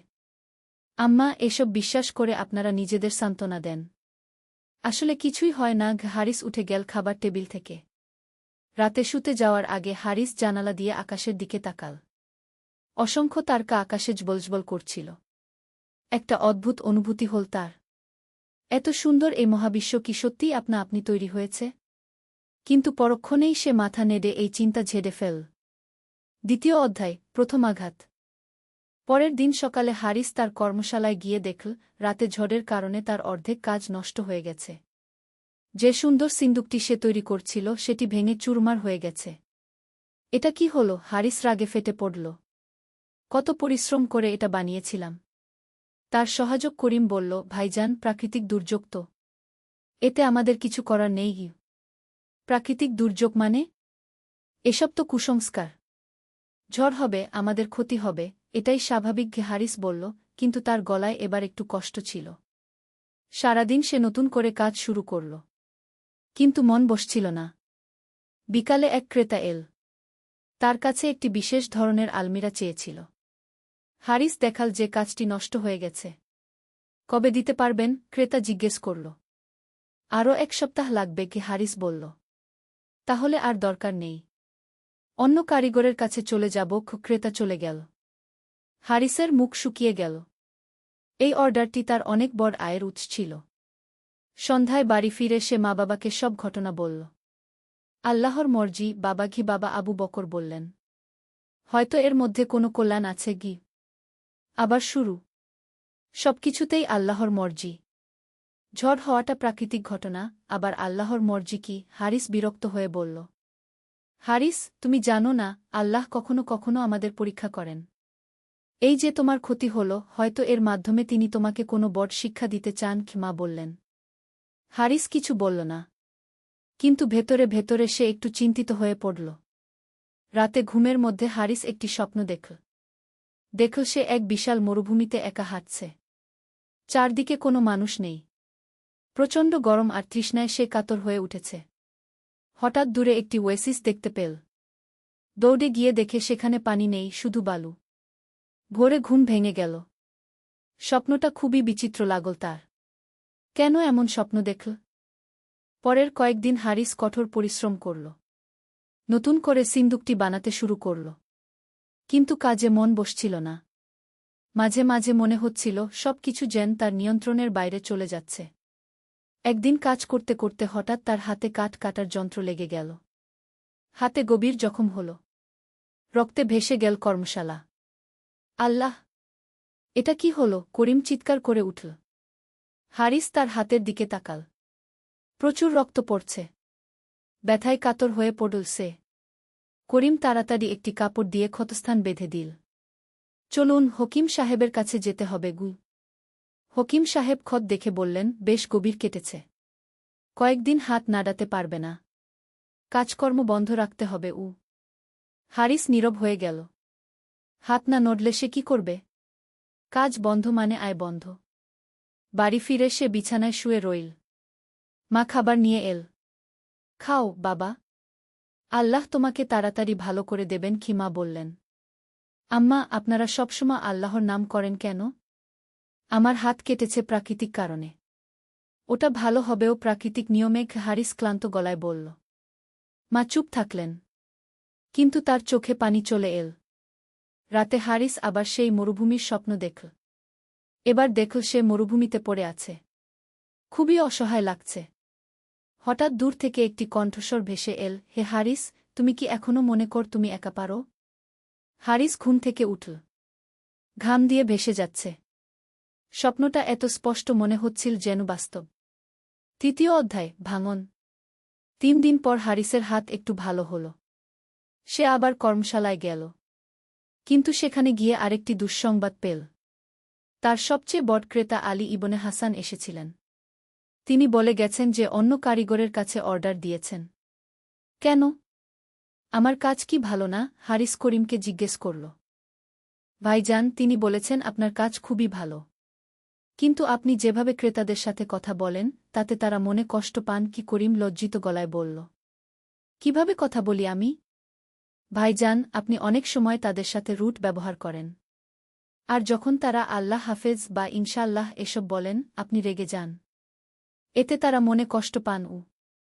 হারিসের মাথায় বজ্রপাত হল। তার সব ক্রেতা তাহলে এভাবেই চলে যাবে? আচ্ছা, আপনি একটু সবার সাথে নরম ব্যবহার করেন। আর তাদের ধর্মীয় কথাবার্তায় বাধা দেবেন না কি করিম পরামর্শ দিল। হারিস কিছু বলল না। কিন্তু মনে মনে ভাবল, তাহলে কি ব্যবসা বাঁচাতে তাকে ভণ্ডামি করতে হবে? পরের কয়েকদিন হারিস চেষ্টা করল ক্রেতাদের সাথে একটু নরম ব্যবহার করতে। কিন্তু যখনই কেউ আল্লাহ শব্দটি উচ্চারণ করত, তার ভেতরে একটা অস্বস্তি হতো। একদিন এক ক্রেতা এসে বলল, ইনশাআল্লাহ, আপনার বানানো আলমিরাটি আমার খুব পছন্দ হয়েছে। আল্লাহ আপনার হাতে বরকত দিয়েছেন গু। হারিস জোর করে একটা হাসি দিয়ে বলল, ধন্যবাদ, কিন্তু ভেতরে সে ফুঁসছিল। ক্রেতা চলে যাওয়ার পর করিম বলল, ভাইজান, আপনি অনেক ভালো করেছেন। এভাবেই চালিয়ে যান গু। কিন্তু হারিসের মনে অশান্তি। সে কি তাহলে অভিনয় করতে শিখছে? এটা কি ঠিক হচ্ছে? সেদিন সন্ধ্যায় হারিস গ্রামের পার্কে বেড়াতে গেল। সেখানে দেখল কিছু বাচ্চারা খেলা করছে। একটি ছোট্ট মেয়ে তার দিকে এসে বলল, চাচা, আপনি কি দোয়া জানেন? দোয়া? কেন? হারিস প্রশ্ন করল। আমার আম্মা অসুস্থ। আমি সবাইকে বলেছি আমার আম্মার জন্য দোয়া করতে। আপনিও করবেন? হারিস অস্বস্তিতে পড়ল। আমি আমি দোয়া জানি না গি। ছোট্ট মেয়েটি অবাক হয়ে তাকাল। কিভাবে হয় চাচা? সবাই তো দোয়া জানে। রাব্বানা আতিনা ফিদ দুনিয়া হাসানাতা ওয়া ফিল আখিরাতি হাসানাতা ওয়া কিনা আয়াবান নার। ছোট্ট মেয়েটির মুখ থেকে সুন্দর আরবি উচ্চারণ শুনে হারিসের মনে একটা অদ্ভুত অনুভূতি হল। এত ছোট একটা বাচ্চা এত সুন্দর করে দোয়া বলতে পারে, আর সে একজন পূর্ণবয়স্ক মানুষ হয়ে কোনো দোয়া জানে না। চাচা, আপনি কি দোয়া করবেন আমার আম্মার জন্য? মেয়েটি আবার জিজ্ঞেস করল। হারিস কি বলবে বুঝতে পারল না। অবশেষে বলল, তোমার আম্মা ভালো হয়ে যাবে। ডাক্তারের ওষুধ খেলেই ভালো হবে উই। মেয়েটি মাথা নেড়ে বলল, না চাচা, ওষুধ তো আল্লাহর একটা মাধ্যম মাত্র। আসল শেফা তো আল্লাহর কাছ থেকেই আসে গি। হারিস স্তব্ধ হয়ে গেল। এত ছোট একটা বাচ্চা এত গভীর কথা বলছে। বাড়ি ফেরার সময় হারিসের মনে নানা প্রশ্ন ঘুরপাক খাচ্ছিল। সবাই কেন এত আত্মবিশ্বাসের সাথে আল্লাহর কথা বলে? তারা কি এমন কিছু জানে যা সে জানে না? রাতে খাবারের সময় হারিস বাবাকে প্রশ্ন করল, আব্বা, আপনি কিভাবে এত নিশ্চিত যে আল্লাহ আছেন? আবু বকর অবাক হয়ে পুত্রের দিকে তাকালেন। অনেকদিন পর হারিস এ ধরনের প্রশ্ন করেছে। বাবা, আমার হৃদয়ে আল্লাহর অস্তিত্ব অনুভব করি। এই সুন্দর পৃথিবী, এই নিয়মতান্ত্রিক মহাবিশ্ব, আমার অস্তিত্ব, সবকিছুই আল্লাহর অস্তিত্বের প্রমাণ গু। কিন্তু এসব তো প্রাকৃতিক নিয়মেও হতে পারে গি। হ্যাঁ, পারে। কিন্তু এই প্রাকৃতিক নিয়ম কে তৈরি করেছে? এই সুষম পৃথিবী, এই নিখুঁত মহাজাগতিক ব্যবস্থা, এসব কি আপনা আপনি হয়েছে? হারিস চুপ থাকল। এই প্রশ্নের উত্তর তার জানা নেই। আর একটা কথা হারিস, বাবা অব্যাহত রাখলেন, তুমি যখন কোনো সমস্যায় পড়, তখন তোমার মনে কি কখনো এই ইচ্ছা হয় না যে কেউ যদি তোমাকে সাহায্য করত? হারিস ভাবল। হ্যাঁ, এই অনুভূতি তার হয়েছে। বিশেষ করে গত কয়েকদিনে। সেই সাহায্যকারী হলেন আল্লাহ। তিনি সর্বদা আমাদের সাথে আছেন। শুধু আমাদের তার দিকে ফিরতে হয় গিয়ে। হারিস আর কিছু বলল না। কিন্তু বাবার কথাগুলো তার মনে গভীর রেখাপাত করল। চতুর্থ অধ্যায়, অন্ধকার রাত। পরের দিন সকালে হারিস কর্মশালায় গিয়ে দেখল রাতে চুরি হয়েছে। তার সব দামি যন্ত্রপাতি চুরি হয়ে গেছে। যে সামান্য কিছু কাজ সে শেষ করেছিল সেগুলোও নিয়ে গেছে চোরেরা। হারিস মাটিতে বসে পড়ল। এ যেন তার জীবনের সবচেয়ে বড় আঘাত। সবকিছু শেষ হয়ে গেল। করিম দৌড়ে এসে বলল, ভাইজান, আমি গ্রাম প্রধানকে খবর দিয়েছি। তিনি আসছেন গু। হারিস কিছু বলল না। শুধু চোখ বন্ধ করে বসে রইল। মনে হচ্ছিল যেন সবকিছুর অবসান হয়ে গেছে। গ্রাম প্রধান এসে পরিস্থিতি দেখে বললেন, হারিস, আমি সবার সাথে খোঁজ নেব। তবে এসব দুর্বৃত্ত খুঁজে পাওয়া কঠিন গু। এখন আমি কি করব? হারিস নিরাশ গলা জিজ্ঞেস করল। আল্লাহর উপর ভরসা রাখো। তিনি অবশ্যই কোনো না কোনো পথ বের করে দেবেন গু। আল্লাহ? সবাই শুধু আল্লাহর কথা বলে। হারিস রেগে উঠল। আমার সব শেষ হয়ে গেছে, আর আপনারা আল্লাহর কথা বলছেন? গ্রাম প্রধান শান্তভাবে বললেন, হারিস, তুমি এতদিন নিজের উপর ভরসা রেখেছ। কিন্তু দেখো নিজের শক্তি কত সীমিত। এখন হয়তো সময় এসেছে অন্য কোনো সাহায্যের কথা ভাবার গু। হারিস কোনো উত্তর দিল না। বাড়ি ফিরে সে মা বাবাকে সব ঘটনা বলল। মা কাঁদতে লাগলেন। বাবা তাকে সান্ত্বনা দিতে চেষ্টা করলেন। হারিস, এটা হয়তো আল্লাহর পক্ষ থেকে একটা পরীক্ষা। তিনি দেখতে চান তুমি কিভাবে এই বিপদের মোকাবেলা করগু। আব্বা, পরীক্ষা মানে কি? আল্লাহ কি এত নিষ্ঠুর যে মানুষের সবকিছু কেড়ে নিয়ে পরীক্ষা করেন? হারিসের গলায় এবার যন্ত্রণা। না বাবা, আল্লাহ নিষ্ঠুর নন। তিনি অত্যন্ত দয়ালু। কিন্তু কখনো কখনো আমাদের ভুল পথে যেতে দেখে তিনি আমাদের সঠিক পথে ফেরানোর জন্য এমন কিছু ঘটান গু। হারিস রাতভর ঘুমাতে পারল না। সারা রাত জানালায় দাঁড়িয়ে আকাশের দিকে তাকিয়ে রইল। প্রথমবারের মতো তার মনে হল সে সত্যিই একা। চারদিকে অন্ধকার ছাড়া কিছু নেই। হঠাৎ তার মরুভূমির স্বপ্নের কথা মনে পড়ল। সেখানেও সে একা ছিল। আর আজ বাস্তবেও সে একা। পরের দিন হারিস বের হল কাজের খোঁজে। কিন্তু কোথাও কাজ মিলল না। সবাই বলল, আগে তুমি তো নিজেই কাজ করতে। এখন অন্যের অধীনে কাজ করবে কেন? একটা কাজ পেল কৃষক জালালের ক্ষেতে। কিন্তু পারিশ্রমিক খুবই কম। এতে তো আমার সংসার চলবে না। হারিস জালালকে বলল, ভাই, এটাই আমার সামর্থ্য। আর অনেকেই এর চেয়ে কমে কাজ করে। জালাল বলল। হারিসের কোনো উপায় নেই। সে কাজটা নিতে রাজি হল। খেতে কাজ করতে গিয়ে হারিস প্রথম বুঝল কায়িক পরিশ্রম কত কষ্টকর। সূর্যের প্রচণ্ড তাপে সারাদিন মাটি খোঁড়া, ফসল তোলা, সব কিছুই তার কাছে অসহ্য মনে হল। দুপুরে বিশ্রামের সময় অন্যান্য শ্রমিকরা ছায়ায় বসে আল্লাহর নাম জপ করছিল। কেউ কেউ নামাজ পড়ছিল। হারিস ভাই, আপনিও তো নামাজ পড়েন, ও একজন শ্রমিক বলল। আমি নামাজ পড়ি না। হারিস লজ্জিত গলায় বলল। সবাই অবাক হয়ে তাকাল। কেন ভাই? আপনি তো মুসলিম।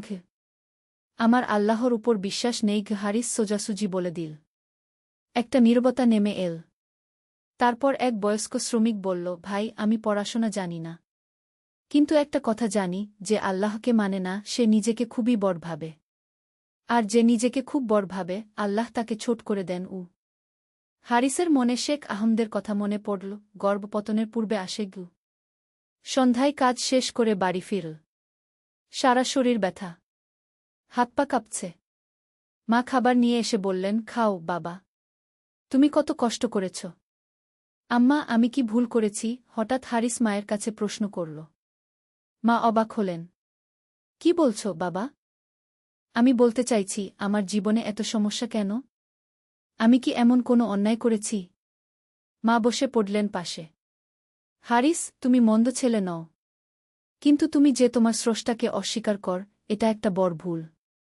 যিনি তোমাকে সৃষ্টি করেছেন, তোমাকে এত কিছু দিয়েছেন, তাকে অস্বীকার করা কি ঠিক? হারিস চুপ থাকল। প্রথমবারের মতো তার মনে হল হয়তো সে ভুল পথে ছিল। আম্মা, আমি যদি আল্লাহকে বিশ্বাস করতে চাই, কিন্তু পারি না? যদি আমার মনে সন্দেহ থেকে যায়? মা হেসে বললেন, সন্দেহ থাকা স্বাভাবিক বাবা। কিন্তু সন্দেহ দূর করার চেষ্টা করতে হয়। আল্লাহর কাছে সাহায্য চাইতে হয়। কিভাবে চাইব? দোয়া কর। মনে মনে বল, হে আল্লাহ, আমি তোমাকে বিশ্বাস করতে চাই। আমার হৃদয়ে ঈমানের নূর দাও। হারিস কিছু বলল না। কিন্তু মায়ের কথাগুলো তার মনে গেঁথে গেল। রাতে ঘুমাতে যাওয়ার আগে হারিস দীর্ঘক্ষণ ছাদে দাঁড়িয়ে আকাশের দিকে তাকিয়ে রইল। অগুন্তি তারকা জ্বলজ্বল করছে। চাঁদ উঠেছে আকাশে। কত সুন্দর এই দৃশ্য! প্রথমবারের মতো হারিসের মনে একটা অনুভূতি হল, এই বিশ্বজগৎ কি সত্যিই আপনা আপনি তৈরি হয়েছে? এত নিখুঁত, এত সুন্দর একটা ব্যবস্থা কি কোনো পরিকল্পনাকারী ছাড়া সম্ভব? হঠাৎ তার মনে পড়ল, সে যখন একটা সিন্দুক বানায়, তখন কত পরিকল্পনা করে, কত নিপুণতার সাথে প্রতিটি অংশ তৈরি করে। তাহলে এই বিশাল মহাবিশ্বের কোনো নির্মাতা নেই? এই চিন্তায় মগ্ন থাকতে থাকতে কখন যে ঘুমিয়ে পড়ল, টের পেল না। পঞ্চম অধ্যায়, প্রথম আলো। পরের দিন সকালে হারিস আবার জালালের ক্ষেতে কাজ করতে গেল। আজ তার কাজ ছিল নতুন বীজ বপন করা। মাটিতে বীজ পুঁতে দিতে দিতে হারিসের মনে এক অদ্ভুত চিন্তা এল। এই ছোট্ট বীজ থেকে কিভাবে বড় গাছ হয়? কে এই বীজের মধ্যে এত শক্তি দিয়ে রেখেছে? দুপুরে বিশ্রামের সময় সে জালালকে প্রশ্ন করল, জালাল ভাই, এই বীজ থেকে গাছ হয় কিভাবে? জালাল হেসে বলল, হারিস ভাই, এটা আল্লাহর অপার কুদরত। তিনি এই ছোট্ট বীজের মধ্যে এত শক্তি রেখে দিয়েছেন। কিন্তু এটা তো প্রাকৃতিক নিয়মেও ব্যাখ্যা করা যায়। হ্যাঁ ভাই, প্রাকৃতিক নিয়ম আছে। কিন্তু এই প্রাকৃতিক নিয়ম কে তৈরি করেছে? কে ঠিক করেছে যে বীজে পানি দিলে গাছ হবে, সূর্যের আলো পেলে বাড়বে? হারিস চুপ থাকল। এই প্রশ্নের উত্তর তার জানা নেই। আর একটা কথা জালাল অব্যাহত রাখল, আপনি কি কখনো লক্ষ্য করেছেন প্রকৃতিতে কত নিখুঁত ভারসাম্য আছে? গাছ অক্সিজেন দেয়, আমরা কার্বন ডাই অক্সাইড দেই। বৃষ্টি হয়, নদীতে পানি আসে, সমুদ্রে পানি বাষ্প হয়ে আবার মেঘ হয়। এত নিখুঁত একটা ব্যবস্থা কি আপনি হতে পারে? হারিস গভীর ভাবনায় পড়ে গেল। সত্যি তো, প্রকৃতিতে যে ভারসাম্য আছে সেটা অনেক জটিল। এটা কি সত্যিই কোনো পরিকল্পনা ছাড়া সম্ভব? বিকালে কাজ শেষ করে বাড়ি ফেরার পথে হারিস দেখল সেই ছোট্ট মেয়েটি যার মা অসুস্থ ছিল সে খুশিতে লাফাচ্ছে। কি হয়েছে? হারিস তাকে জিজ্ঞেস করল। চাচা, আমার আম্মা ভালো হয়ে গেছে। আল্লাহ আমার দোয়া কবুল করেছেন, মেয়েটি আনন্দে বলল। হারিস একটু থমকে গেল। ডাক্তার কি বলেছে? ডাক্তার সাহেব বলেছেন এটা একটা মিরাকল। তিনি ভেবেছিলেন আম্মার অনেক বেশি সময় লাগবে ভালো হতে। কিন্তু হঠাৎ করে রাতারাতি আম্মা সুস্থ হয়ে গেছেন গু। তাহলে এটা ডাক্তারি চিকিৎসার ফলে হয়েছে গি? ছোট্ট মেয়েটি মাথা নেড়ে বলল, না চাচা, ডাক্তার তো আল্লাহরই একটা মাধ্যম। আসল শেফা তো আল্লাহর কাছ থেকেই আসে। আমি রোজ রাতে আল্লাহর কাছে কেঁদে কেঁদে দোয়া করতাম। আল্লাহ আমার দোয়া শুনেছেন গু। হারিস বিস্মিত হয়ে মেয়েটির মুখের দিকে তাকাল। এত ছোট বয়সেও সে কত দৃঢ় বিশ্বাসী। চাচা, আপনিও আল্লাহর কাছে দোয়া করুন। তিনি সবার দোয়া শোনেন কি? মেয়েটি বলল। হারিস কিছু বলল না। কিন্তু মেয়েটির কথাগুলো তার মনে গভীর রেখাপাত করল। সন্ধ্যায় বাড়ি ফিরে হারিস মা বাবাকে দিনের অভিজ্ঞতার কথা বলল। আব্বা, আমার মনে অনেক প্রশ্ন জেগেছে। আমি কিছু বিষয় বুঝতে পারছি না। কি বুঝতে পারছ না বাবা? বাবা জিজ্ঞেস করলেন। এই যে প্রকৃতিতে এত নিখুঁত ব্যবস্থা, বীজ থেকে গাছ হওয়া, রোগ ভালো হয়ে যাওয়া, এসব কি সত্যিই আপনি হয়? বাবা মুচকি হেসে বললেন, হারিস, তুমি নিজেই তো একজন কারিগর। তুমি যখন একটা আলমিরা বানাও সেটা কি আপনি তৈরি হয়? নাকি তোমার পরিকল্পনা, তোমার দক্ষতা, তোমার পরিশ্রমের ফল? অবশ্যই আমার পরিকল্পনা ও পরিশ্রমের ফল। তাহলে এই বিশাল মহাবিশ্ব, এই জটিল প্রকৃতি, এই নিখুঁত মানুষের শরীর, এসব কি কোনো পরিকল্পনাকারী ছাড়া তৈরি হতে পারে? হারিস ভাবতে লাগল। তার কাছে এই যুক্তিটা অস্বীকার করা কঠিন মনে হল। কিন্তু আব্বা, আল্লাহকে তো আমি দেখতে পাই না গি। তুমি কি বাতাস দেখতে পাও? না, কিন্তু বাতাসের অস্তিত্ব আমি অনুভব করি গিয়ে। ঠিক তেমনি আল্লাহকেও তুমি দেখতে পাবে না, কিন্তু তার কাজ, তার নিদর্শন সর্বত্র ছড়িয়ে আছে। তোমার হৃদয় খুলে রাখলে তার অস্তিত্ব অনুভব করবে গি। হারিস রাতে অনেকক্ষণ জেগে রইল। বাবার কথাগুলো তার মনে ঘুরপাক খাচ্ছিল। সত্যি তো, সে যখন কোনো কাজ করে সেটা তার পরিকল্পনা ও পরিশ্রমের ফল। তাহলে এই বিশাল সৃষ্টিজগৎ কি কোনো স্রষ্টা ছাড়া সম্ভব? প্রথমবারের মতো হারিসের মনে একটা সম্ভাবনার কথা ভাবল, হয়তো সত্যিই আল্লাহ আছেন। কিন্তু পরক্ষণেই তার মনে প্রশ্ন জাগল, যদি আল্লাহ থাকেন, তাহলে তিনি তার এত ক্ষতি কেন করলেন? ষষ্ঠ অধ্যায়, অনুশোচনা শুরু। পরের দিন হারিস আবার জালালের খেতে গেল। আজ তার কাজ ছিল সেচের পানি দেওয়া। কাজ করতে করতে হারিস লক্ষ্য করল, গতকাল যে বীজগুলো বুনেছিল তার কয়েকটিতে ছোট্ট কুঁড়ি বের হয়েছে। মাত্র একদিনেই! এটা কিভাবে সম্ভব? সে মনে মনে ভাবল। জালাল কাছে এসে বলল, হারিস ভাই, দেখেছেন? আল্লাহর কুদরত কত অদ্ভুত! মাত্র একদিনেই বীজের ভেতর থেকে জীবন বের হয়ে এসেছে গি। কিন্তু এটা তো বৈজ্ঞানিক প্রক্রিয়া। বীজে পানি পেলে এটাই হয় গে। ঠিক বলেছেন। কিন্তু এই বৈজ্ঞানিক প্রক্রিয়াটা কে তৈরি করেছে? বীজের মধ্যে এই জীবনকে দিয়ে রেখেছে? হারিস চুপ থাকল। এই প্রশ্নের উত্তর দেওয়া তার পক্ষে কঠিন। দুপুরের বিশ্রামের সময় হারিস একা বসেছিল। হঠাৎ তার মনে সেই রাতের কথা মনে পড়ল যখন ঝড়ের কারণে তার কাজ নষ্ট হয়েছিল। তখন সে কত রেগেছিল। ভেবেছিল এটা শুধুই প্রাকৃতিক ঘটনা। কিন্তু এখন মনে হচ্ছে হয়তো সেটা একটা সংকেত ছিল তার গর্ব ভাঙানোর জন্য। তারপর মনে পড়ল হাত কেটে যাওয়ার ঘটনা। সেটাও কি কোনো সংকেত ছিল? তারপর চুরির ঘটনা। সবকিছু একসাথে হয়েছে যেন তাকে কিছু বোঝানোর জন্য। হারিসের মনে এক অদ্ভুত অনুভূতি হল। হয়তো এসব ঘটনা কোনো কাকতালীয় বিষয় নয়। বিকালে কাজ শেষ করে বাড়ি ফিরতে ফিরতে হারিস দেখল শেখ আহমদ তার দিকে এগিয়ে আসছেন। আসসালামু আলাইকুম। হারিস কি শেখ আহমদ সালাম দিলেন। এবার হারিস সালামের জবাব দিল। ওয়া আলাইকুমুসসালাম গে। শেখ আহমদ একটু অবাক হলেন। তোমার অবস্থার কথা শুনেছি। কেমন আছো? ভালো নেই শেখ সাহেব। সব শেষ হয়ে গেছে কি? হারিসের গলায় কষ্ট। হারিস, আল্লাহ যাকে ভালোবাসেন তাকে পরীক্ষা করেন। হয়তো তিনি তোমাকে সঠিক পথে আনার জন্য এভাবে পরীক্ষা করছেন গি। শেখ সাহেব, আমি কিছু প্রশ্নের উত্তর খুঁজছি গো। হারিস দ্বিধা করে বলল। শেখ আহমদ থমকে গেলেন। কি প্রশ্ন? আল্লাহ যদি সত্যিই থাকেন তাহলে তিনি আমার এত ক্ষতি কেন করলেন? শেখ আহমদ হেসে বললেন, হারিস, আল্লাহ তোমার ক্ষতি করেননি। তিনি তোমাকে সঠিক পথ দেখাতে চান। কিভাবে? তুমি এতদিন মনে করতে তুমি নিজের শক্তিতেই সবকিছু পারো। আল্লাহর প্রয়োজন নেই। তিনি তোমাকে দেখালেন যে মানুষের শক্তি কত সীমিত। এখন তুমি বুঝতে পারছ যে আল্লাহর সাহায্য ছাড়া মানুষ অসহায়। কিন্তু এত কষ্ট দেওয়ার দরকার ছিল? হারিস, বড় রোগের জন্য কঠিন চিকিৎসার দরকার হয়। তোমার হৃদয়ের রোগ ছিল গর্ব আর অহংকার। সেটা দূর করার জন্য এই কঠিন চিকিৎসার প্রয়োজন ছিল। হারিস চুপ থাকল। শেখের কথাগুলো তার মনে গভীর রেখাপাত করছে। আর একটা কথা, শেখ আহমদ চালিয়ে গেলেন, তুমি যে বিপদে পড়েছ এটা তোমার জন্য ক্ষতিকর নাও হতে পারে। হয়তো এর মাধ্যমে তুমি আল্লাহর কাছে ফিরে আসবে। আর তাহলে এই পার্থিব ক্ষতির চেয়ে অনেক বেশি লাভ হবে তোমার। শেখ সাহেব, আমি যদি আল্লাহকে বিশ্বাস করতে চাই কিন্তু পারি না।